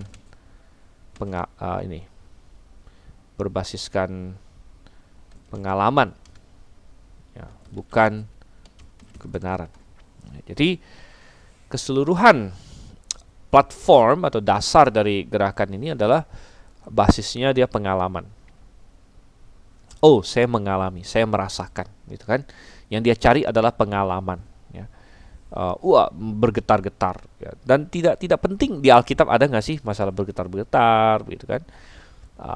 Tidak itu tidak penting ya, atau bertumbangan, dan itu tidak penting begitu, tidak penting. Dan melihat ada Alkitab atau tidak penting, yang penting rasanya gimana. Jadi karena ini adalah fenomena berbasiskan pengalaman bukan kebenaran, maka dituntun oleh pengalaman, bukan ya, kita bilang sehingga dituntun oleh pengalaman bukan oleh Alkitab ya, jadi sama sekali bukan oleh Alkitab. Sehingga masalah wanita ya, juga sama ya, tidak melihat Alkitab melainkan berdasarkan pengalaman. Ya, berdasarkan pengalaman, berdasarkan lapangan lah istilahnya mereka bilang, ya, berdasarkan lapangan. Jadi tidak peduli apa kata Alkitab, ya, tidak peduli apa kata Alkitab. Yang penting pengalamannya di lapangannya seperti apa. Misalnya, ya contoh ya, kita bilang Paulus ya di 1 Korintus 14 ya, berkata bahwa wanita jangan berbahasa lidah di Jumat. Ya, itu kan aturannya ya. Sudah kita baca itu. Ada beberapa aturan. Nomor 1, 2 atau 3 orang. Kemudian harus berganti-gantian. Kemudian wanita jangan, harus berdiam diri, begitu katanya ya. Jadi ini sangat jelas, ini perintah yang sangat jelas. Namun apakah ini dituruti? Tentu tidak begitu. Bahkan kalau kita baca sejarah yang tadi kita lihat, wanita yang justru prominen, ya misalnya di gerejanya si Irving, yang disebut Irvingite, ya, yang sangat awal sekali. Siapa yang duluan di situ? Ya, wanita yang duluan. Ya. Di gerejanya atau bukan gereja ya, sekolahnya si Parham, siapa yang duluan? Agnes Osman, ya kan? Jadi dan alasannya adalah kita nggak bisa menyetop Roh Kudus. Roh Kudus mau kasih dia ngomong aja begitu. Ya loh, kita bilang.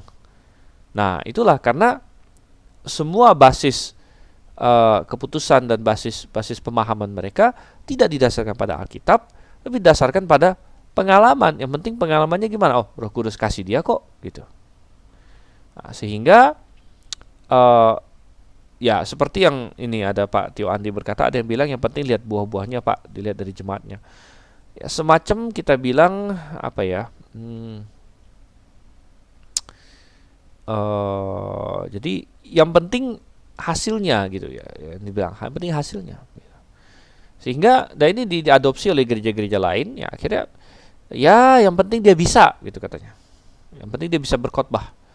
Nah, yang penting jemaatnya suka gitu. Jemaatnya pada nggak lari gitu. Nah, jadi itu dianggap sebagai suatu standar ya, yang sangat berbahaya sebenarnya, sangat berbahaya.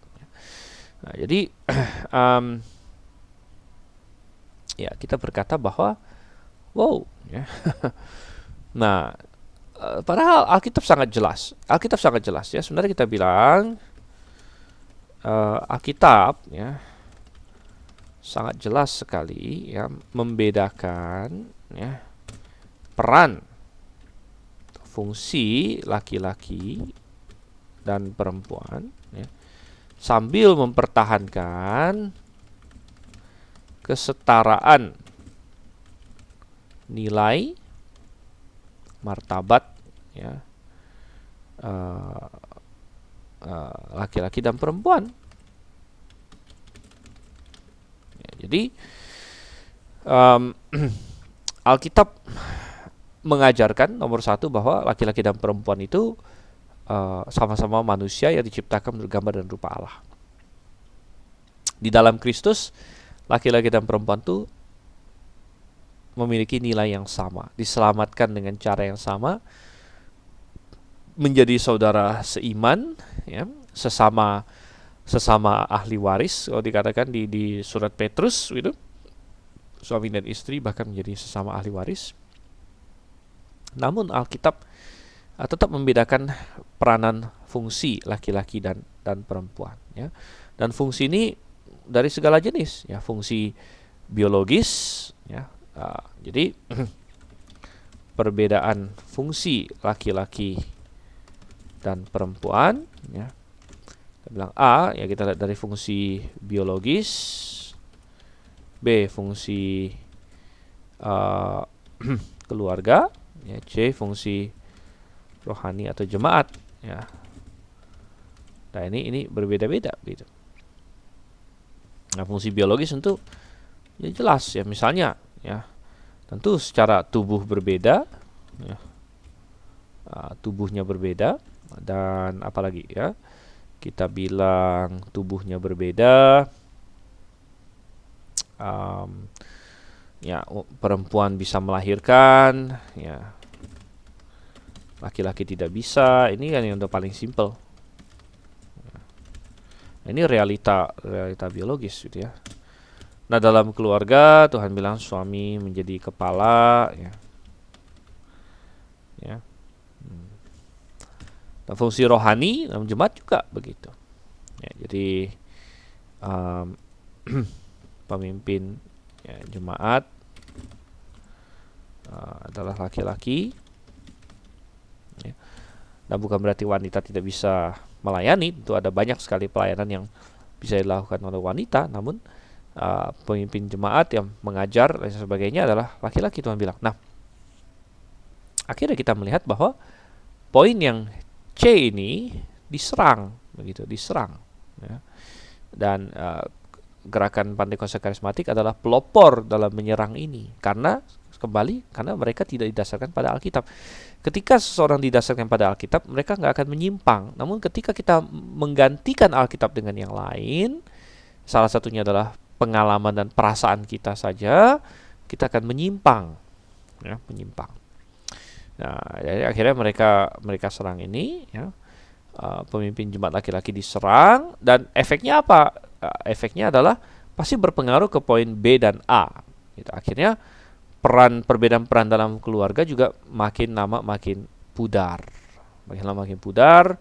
Akhirnya di keluarga juga makin kacau balau, dan sampai ke tahap terakhir adalah pengacauan perbedaan fungsi biologis. Dan ini yang akhirnya muncul hari ini di gerakan LGBT, begitu. Gerakan LGBT itu sudah puncaknya, karena LGBT itu ya, misalnya transgender, ya, yang berkata bahwa laki-laki dengan wanita tinggal dibolak-balik aja, gitu kan. Laki-laki bisa jadi wanita, wanita bisa jadi laki-laki, ya. Berarti sudah tidak ada perbedaan biologis lagi, begitu. Dan mereka mau menuju ke sana, dan banyak sekali orang Kristen yang kita bilang sangat tidak setuju dengan LGBT, ya. Kebanyakan orang Kristen tidak setuju LGBT, sebagian setuju. Tetapi mereka gagal untuk melihat bahwa kok bisa sampai separah LGBT itu, sedangkan mereka tanpa sadar sudah mendukung ke arah sana dengan melemahkan yang poin B dan poin C. Mereka baru kaget dan pusing 7 keliling ketika sudah sampai ke poin A, sudah diserang yang perbedaan fungsi biologis. Ya, tapi mereka adem-adem aja, fine-fine aja ketika penyerangan baru sampai ke fungsi keluarga ataupun fungsi rohani atau jemaat, gitu, ya. Tanpa mereka sadari ini semua satu paket sebenarnya. Ya, ketika kita menolak C, ya kita akan meruntuhkan B, dan ujung-ujungnya kita akan meruntuhkan A, begitu. Ya. Nah, jadi tanpa bisa melihat hal ini, ya maka itu menjadi kekacauan, begitu. Nah, Reinhardt bertanya, apakah kita bisa setuju dengan statement suami kepala keluarga, istri leher keluarga?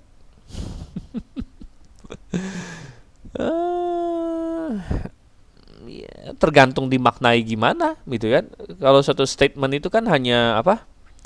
Suatu statement itu kan hanya statement aja, tergantung penjelasannya gimana, begitu. Penjelasannya gimana. Jadi saya pernah mendengar yang seperti itu. Jadi oh, suami kepalanya, istri lehernya. Terus dimaknai begini. Jadi kepala itu digerakkan oleh leher, katanya. Kepala digerakkan oleh leher. Jadi ujung-ujungnya tetap kayak suami itu digerakkan atau dikendalikan oleh istri. Ya, kalau maknanya seperti itu ya kita tidak setuju ya. Tapi maksudnya begini, ya kepala di sini itu kan uh, kepala itu kan istilahnya apa ya? Memang Alkitab memakai istilah kepala, kefale dalam bahasa Yunaninya. Kepala itu kefale, jadi mirip ya bahasa Indonesia ya. Dan itu maksudnya adalah otoritas dan kepemimpinan, begitu ya. Jadi kalau diibaratkan seperti yang Reinhardt tanya di sini, kepala nggak bisa menoleh kalau leher nggak noleh, harus setuju dan searah. Ya dalam prakteknya gimana, begitu. Dalam prakteknya gimana, dan ya saya tidak akan memakai ilustrasi inilah intinya ya, karena begini, nggak ada dalam Alkitab dikatakan istri itu leher gitu. Yang ada dikatakan suami adalah kepala rumah tangga, begitu. Ya, dan kepala di situ maksudnya pemimpin, gitu ya. Dan ya jadi kita bilang bahwa memang banyak gereja akhirnya ya, di masa itu belum ini muncul feminisme yang separah sekarang bahkan, gitu ya. Sekarang kita harus menghadapi ya feminisme dan lain sebagainya, gitu. Nah, tetapi mereka akan banyak berargumen ya, argumen yang diberikan dari Alkitab. Misalnya satu ya, perintah Paulus tentang wanita itu situasional.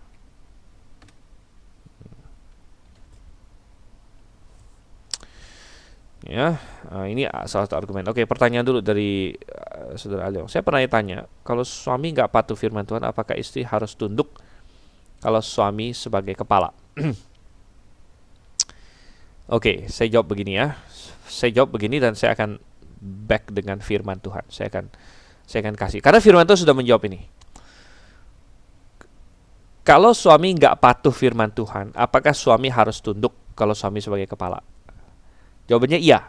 Kecuali kalau suami memerintahkan istrinya untuk melakukan sesuatu yang bertentangan dengan firman Tuhan. Ya. Jadi maksudnya gini, suami suruh istri misalnya gugurkan bayi kamu. Nah, itu kan bertentangan dengan firman Tuhan. Kita membunuh bayi, tentu kita tidak mau. Ya, istri boleh berkata, saya tidak bisa, itu melanggar firman Tuhan. Atau suami bilang sama istri, ini pegang pistol, kita pergi rampok bank, gitu kan. Istri bisa bilang, saya nggak mau rampok bank, itu salah. Tetapi kalau misalnya seorang suami tidak taat firman Tuhan, dalam pengertian misalnya, katakanlah suaminya ini jelek-jeleknya ya, suaminya misalnya apa ya,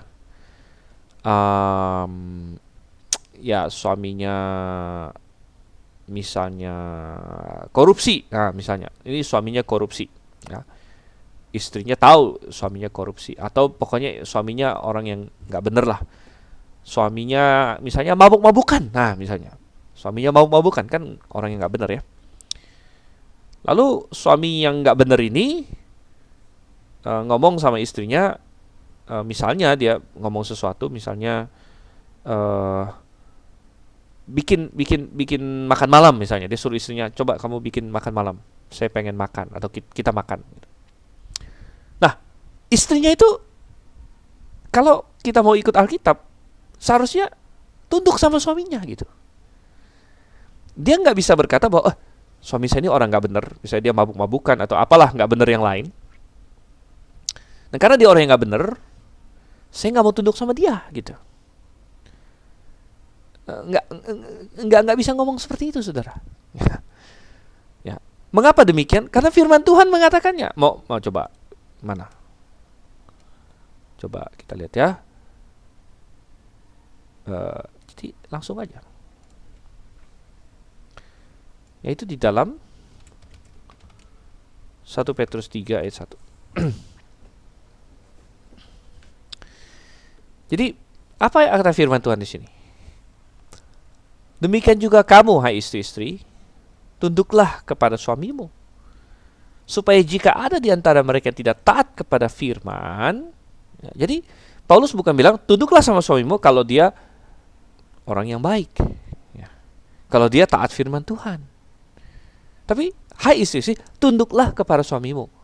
Nah, bahkan Paulus menceritakan skenario yang banyak dipertanyakan ini. Supaya jika ada di antara mereka yang tidak taat kepada firman, mereka juga tanpa perkataan dimenangkan oleh kelakuan istrinya, jika mereka melihat bagaimana murni dan salehnya hidup istri mereka itu. Jadi ini adalah kata firman Tuhan, bukan ide saya aja gitu. Kalau ide saya ya mungkin beda lagi, tapi ini adalah perkataan firman Tuhan. Ya, jadi kita bilang bahwa banyak wanita punya konsep yang salah, ya, bahwa oh ya, kalau misalnya suami saya orang yang baik ya saya tunduk begitu kan. Tapi firman Tuhan tidak mengajarkan demikian. Begitu. Dan kita berkata bahwa justru firman Tuhan berkata dia ada kemungkinan untuk memenangkan suaminya dengan cara seperti itu. Gitu. Ya. Kalau suaminya tukang pukul istri bagaimana? Ya tentu itu suatu hal yang tragis ya. Namun saya rasa prinsip ini masih berlaku, gitu ya. Dan tentu itu bukan berarti istrinya mentolerir itu juga, gitu ya. Dia bisa apalagi memukul yang sampai mengancam keselamatan wanita itu, ya dia bisa melaporkan atau memberitahukan pada orang lain, gitu ya, bahwa dia dipukul dan lain sebagainya, ya. Dan ya itu sudah physical abuse, gitu ya, physical abuse bisa membahayakan nyawanya dan lain sebagainya. Ya, tapi kita bilang bahwa secara umum ya kita bilang bahwa ini yang Tuhan inginkan, begitu ya. Ini yang Tuhan inginkan. Dan coba kita kembali lagi ke sini. Nah, jadi apa argumen yang sering mereka pakai kenapa wanita boleh ini ya, boleh apa? Menjadi gembala dan sebagainya. Pertama, mereka berargumen bahwa perintah Paulus tentang wanita itu bersifat situasional, ya. Oh, misalnya perintah di Timotius, di surat Timotius ya, Timotius kan waktu itu jemaat Efesus katanya. Di jemaat Efesus kebetulan banyak wanita yang sesat, ya, makanya Paulus bilang jangan mengajar, ya, karena di situ kebetulan banyak wanita yang sesat gitu. Jadi kalau di gereja kamu wanitanya nggak sesat, ya nggak apa-apa dia mengajar katanya. Loh, kok bisa begitu katanya? Kok bisa begitu? Dan jadi itu sesuatu yang situasional katanya. Situasi jemaat Efesus yang spesial dan sebagainya. Namun sebenarnya kita bilang itu sudah dibantah oleh firman Tuhan.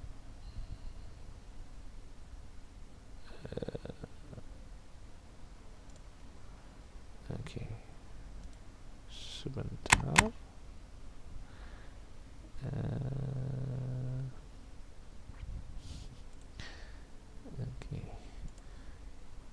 Itu sudah dibantah oleh firman Tuhan di 1 Korintus 14 misalnya. ayat 35 misalnya.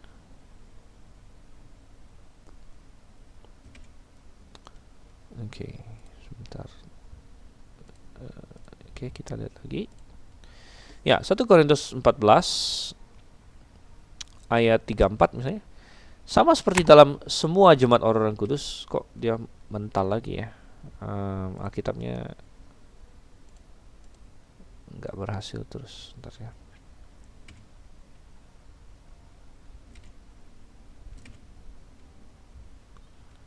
Oke, nah 1 Korintus 14 ayat 34 sama seperti dalam semua jemaat orang-orang kudus. Jadi bukan situasional, bukan hanya kebetulan di jemaat Efesus begini, tapi apa? Semua jemaat orang-orang kudus. Jadi ini sangat jelas. Sangat jelas ya.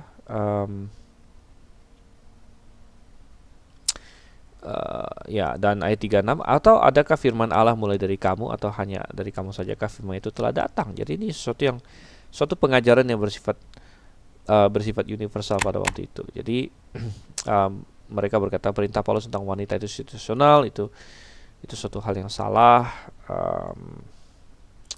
Mereka berkata lagi misalnya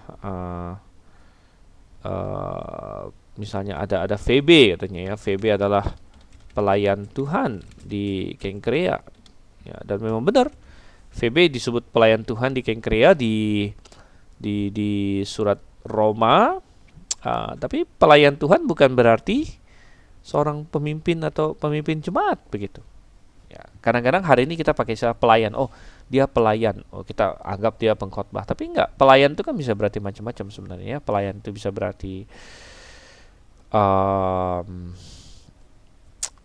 guru sekolah minggu kah, ya banyak sekali pelayan ya. Kalau di zaman itu ya banyak juga begitu ya. Jadi Febe adalah pelayan Tuhan di Kengkrea, itu salah satu argumen mereka gitu, Bang, itu enggak ada hubungannya begitu. Kemudian mereka ada berkata lagi bahwa ya macam-macam ya. Jadi kita nggak akan membahas semuanya masalah wanita ini, tapi kita bilang bahwa misalnya mereka semua Deborah. Nah, ini salah satu argumen lagi ya. Deborah adalah hakim. Wah, ini kan pemimpin katanya ya, hakim atas Israel ya. Dan kita bilang nomor satu nggak ada hubungan langsung ya, karena Israel dengan jemaat beda. Jadi ya itu nggak ada hubungan langsungnya. Tapi kita bilang juga bahwa Deborah menjadi hakim atas Israel, namun Deborah masih sangat paham ada perbedaan antara laki-laki dan perempuan, sehingga ketika dia berperang ya, dan Deborah adalah satu-satunya hakim di seluruh hakim-hakim yang tidak pergi berperang gitu. Anda bayangkan semua yang lain, semua hakim yang lain mulai dari Ehud, Simpson, Gideon, semuanya itu berperang dan memimpin pasukan gitu. Tapi Deborah satu-satunya yang tidak ya. Dan berarti memang tetap ada perbedaan antara laki-laki dan perempuan. Dan ketika tiba saatnya untuk berperang, Deborah memanggil seorang laki-laki namanya Barak ya, dan Deborah bilang sama Barak bahwa silakan kamu berperang, Tuhan sudah suruh kamu menyerang tempur melawan Sisera. Dan rupanya Barak ini takut dan dia bilang kamu harus ikut sama saya gitu. Nah, ini mengindikasikan bahwa pada zamannya Deborah itu memang laki-laki Israel rata-rata takut begitu. Dan oleh sebab itulah Tuhan akhirnya pakai seorang wanita, Deborah ya. Nah, tapi kita bilang ya ini juga beda. Ini Israel itu bukan jemaat gitu. Bukan jemaat, dan Israel adalah Israel. Dan itu pun dalam kisah Deborah kita melihat bahwa Deborah tetap tahu bahwa ada perbedaan antara laki-laki dengan wanita, dan itu terlihat dari bagaimana Deborah tidak memimpin pasukan ya, dia memimpin dia menyuruh Barak untuk memimpin gitu ya. Dia bilang, Barak, kamu yang harus pimpin ini gitu kan. Ya, jadi dan kita katakan bahwa ya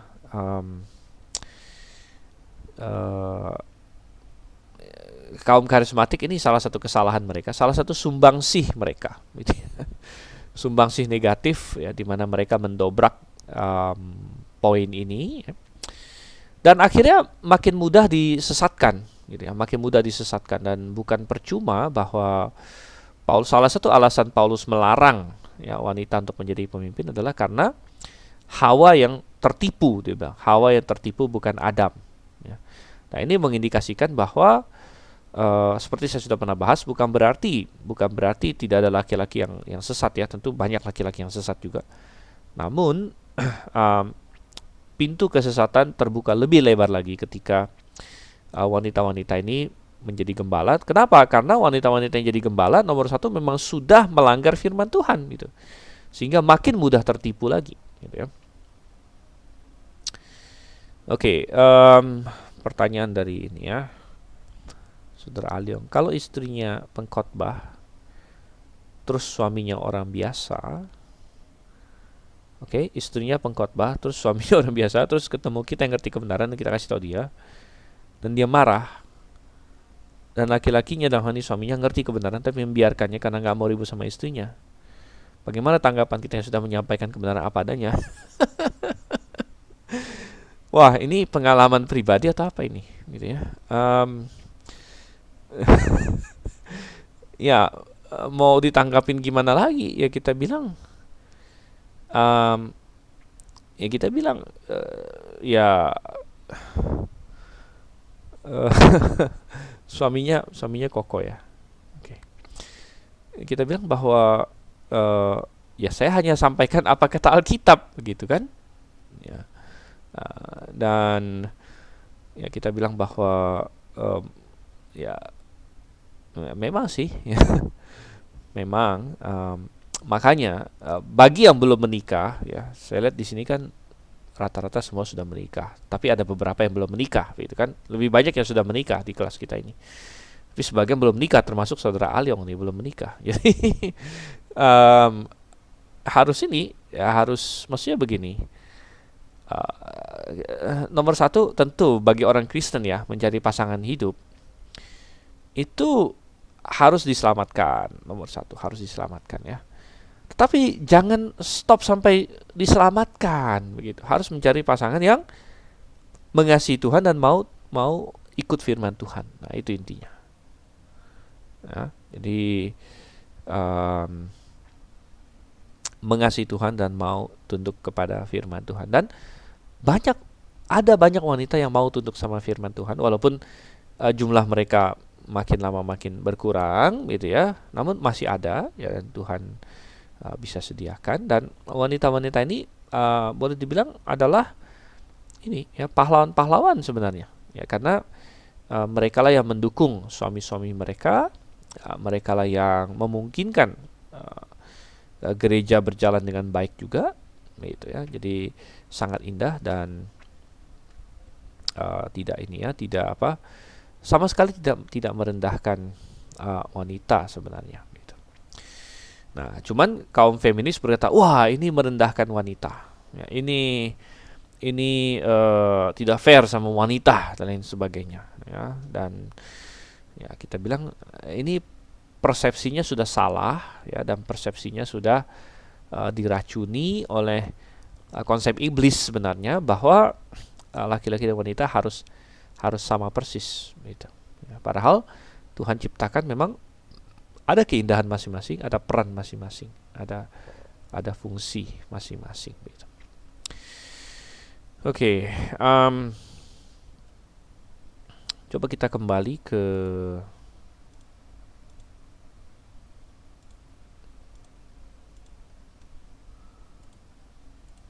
diktat kita, dan di sini lalu ada yang disebut sebagai United Pentecostal Church ya, United Pentecostal Church. Dan waktu itu terjadi perdebatan yang cukup sengit di antara kelompok Pantekosta yang baru itu, di mana ada sebagian mereka akhirnya terpengaruh oleh suatu doktrin yang disebut doktrin Jesus only ya, doktrin Jesus only atau oneness theology, yang menyangkali doktrin Tritunggal ya. Dan mereka yang pegang doktrin Jesus only berkata bahwa Allah itu adalah Yesus, cuma satu pribadi aja gitu, dan Bapa dan Roh Kudus itu adalah peran-peran lainnya Tuhan Yesus. Dan karena kita sudah belajar pneumatologi, kita sudah tahu ya ini kesalahan apa. Ya, ini kita sebut modalisme. Jadi ini modalisme atau Sabellianisme begitu ya. Jadi mereka terpengaruh ini, jadi mereka menyangkali doktrin Tritunggal sebenarnya. Dan mereka percaya hanya satu Allah yang menampakkan diri sebagai Bapa, Anak, Roh Kudus ya, modalisme Sabellianisme. Dan akhirnya tadinya mereka itu bergabung dalam Assemblies of God semua, namun akhirnya mereka bikin sidang sinode lain sebagainya, dan mereka memutuskan tetap Tritunggal, Assemblies of God, sehingga mereka orang-orang yang tidak setuju Tritunggal tapi yang Jesus only ini keluar. Mereka keluar, akhirnya mereka mendirikan denominasi baru disebut United Pentecostal Church gitu. Ya, jadi ada banyak hal yang mereka pegang yang sesat ya, misalnya ya tadi itu doktrin oneness theology mereka salah. Kemudian mereka percaya apalagi? Mereka percaya baptisan air perlu untuk keselamatan. Wah, ya, jadi bahkan dan mereka berkata baptisan itu tidak boleh dalam nama Bapa, Putra, Roh Kudus, hanya boleh dalam nama Yesus saja. Kalau tidak dalam nama Yesus saja itu akan binasa katanya. Jadi baptisan air perlu untuk keselamatan. Kemudian baptisan roh ditandai oleh bahasa lidah, ini sih sama dengan Pantekosta yang lain. Tapi mereka menambahkan diperlukan agar seorang masuk kerajaan Allah. Jadi bukan hanya perlu baptisan air, perlu dibaptis Roh Kudus dengan bahasa lidah juga baru bisa diselamatkan. Jadi kelompok ini akhirnya mulai membuat suatu doktrin bahwa kalau kamu tidak berbahasa lidah, kamu tidak diselamatkan. Gitu. Dan sampai sekarang ada sebagian Pantekosta karismatik yang berpegang pada ini, walaupun tidak semuanya, tapi ada varian-varian Pantekosta karismatik yang berkata bahwa kalau kamu tidak berbahasa lidah, kamu tidak diselamatkan, gitu. Kamu tidak lahir baru, begitu.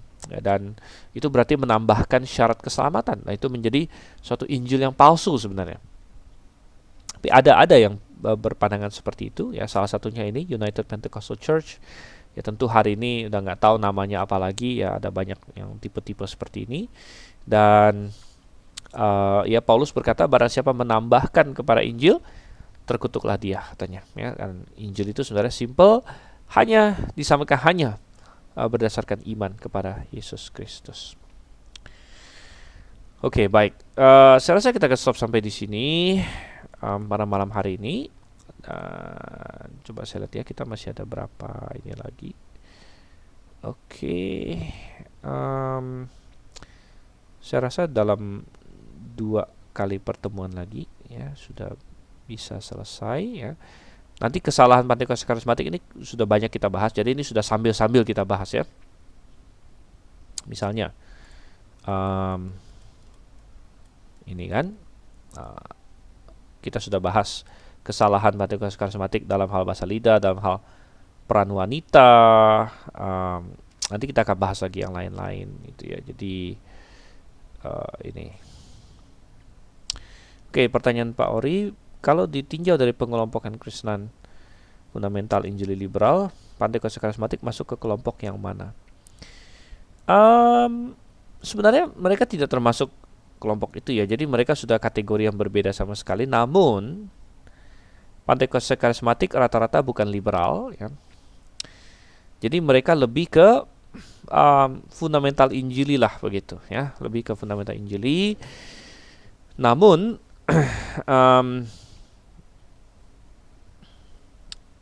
kita bilang bahwa ya mereka salahnya adalah di mau melanjutkan yang sudah berhenti gitu. Tapi dari segi kiblatnya lebih ke arah fundamental Injili, tentu mereka tidak liberal gitu ya. Jadi kesalahannya beda dengan kesalahan liberal. Karena ya beda aja, liberal kan tidak percaya mukjizat ya, tidak percaya ya intinya udah kayak ateis lah, mirip-mirip ateis ya, sekuler begitu. Tapi ya karismatik itu berbeda total dari liberal gitu ya. Jadi lebih ke condong ke fundamental atau Injili, namun dengan kesalahan ini ya. Wanita mengajar liberal ya, tapi ya karismatik juga wanita mengajar, cuman dia bukan liberal gitu ya. Liberal itu intinya tidak percaya lagi Alkitab itu firman Allah yang tidak salah sebenarnya gitu. Jadi kita akan melihat kalau orang liberal mengizinkan wanita mengajar, alasannya beda. Misalnya, liberal bilang wanita boleh mengajar. Kenapa? Karena Alkitab udah ketinggalan zaman katanya. Itu jawaban dia gitu ya. Alkitab udah ketinggalan zaman, kita nggak usah ngikutin. Alkitab terlalu gimana lah. Nah, itu jawaban liberal. Nah, kalau jawaban karismatik beda lagi. Kenapa ini? Dia tetap Alkitab itu firman Tuhan, Alkitab itu firman Tuhan. Ini kata karismatik gitu ya. Tapi mereka coba cari cara lain. Yang tadi itu saya bilang misalnya enggak, itu cuman apa ya? Ini itu. Nah, kalau karismatik yang bilang kita banyak salah, itu udah karismatik yang ini, yang udah liberal memang. Gitu. Jadi udah kecampur-campur memang ya. Tapi kalau di awal-awal yang Pantekosta karismatik yang awal-awal, jelas mereka tidak liberal. Ya. Tetapi salah juga. Nah, karena salah itu pasti nyampur dengan salah memang. Ya, salah itu pasti nyampur dengan salah. Oke ya, jadi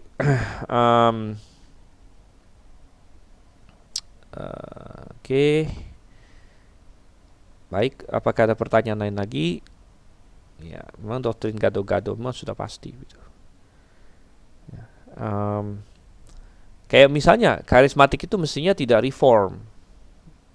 Tapi sekarang ada karismatik reform, aneh nggak? Gitu kan? Aneh juga begitu. Ya.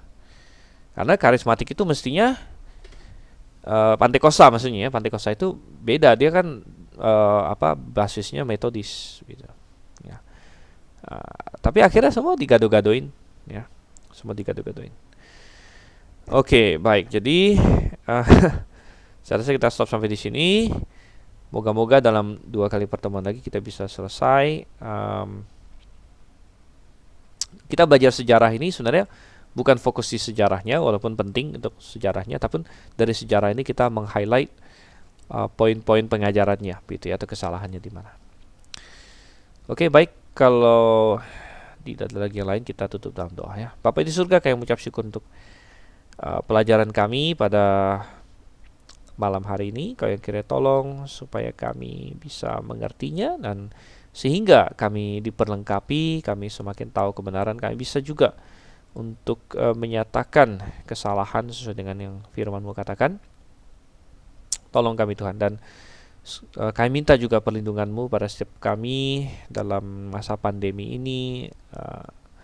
Kau yang pertahankan kami sehat dengan tujuan supaya kami bisa menggunakan tubuh kami untuk memuliakan Kau dan mengerjakan pekerjaan-Mu di muka bumi ini. Terima kasih Tuhan, kami berdoa dalam nama Yesus Kristus. Amin. Oke, baik. Selamat malam. Sampai berjumpa dan Maranatha semuanya.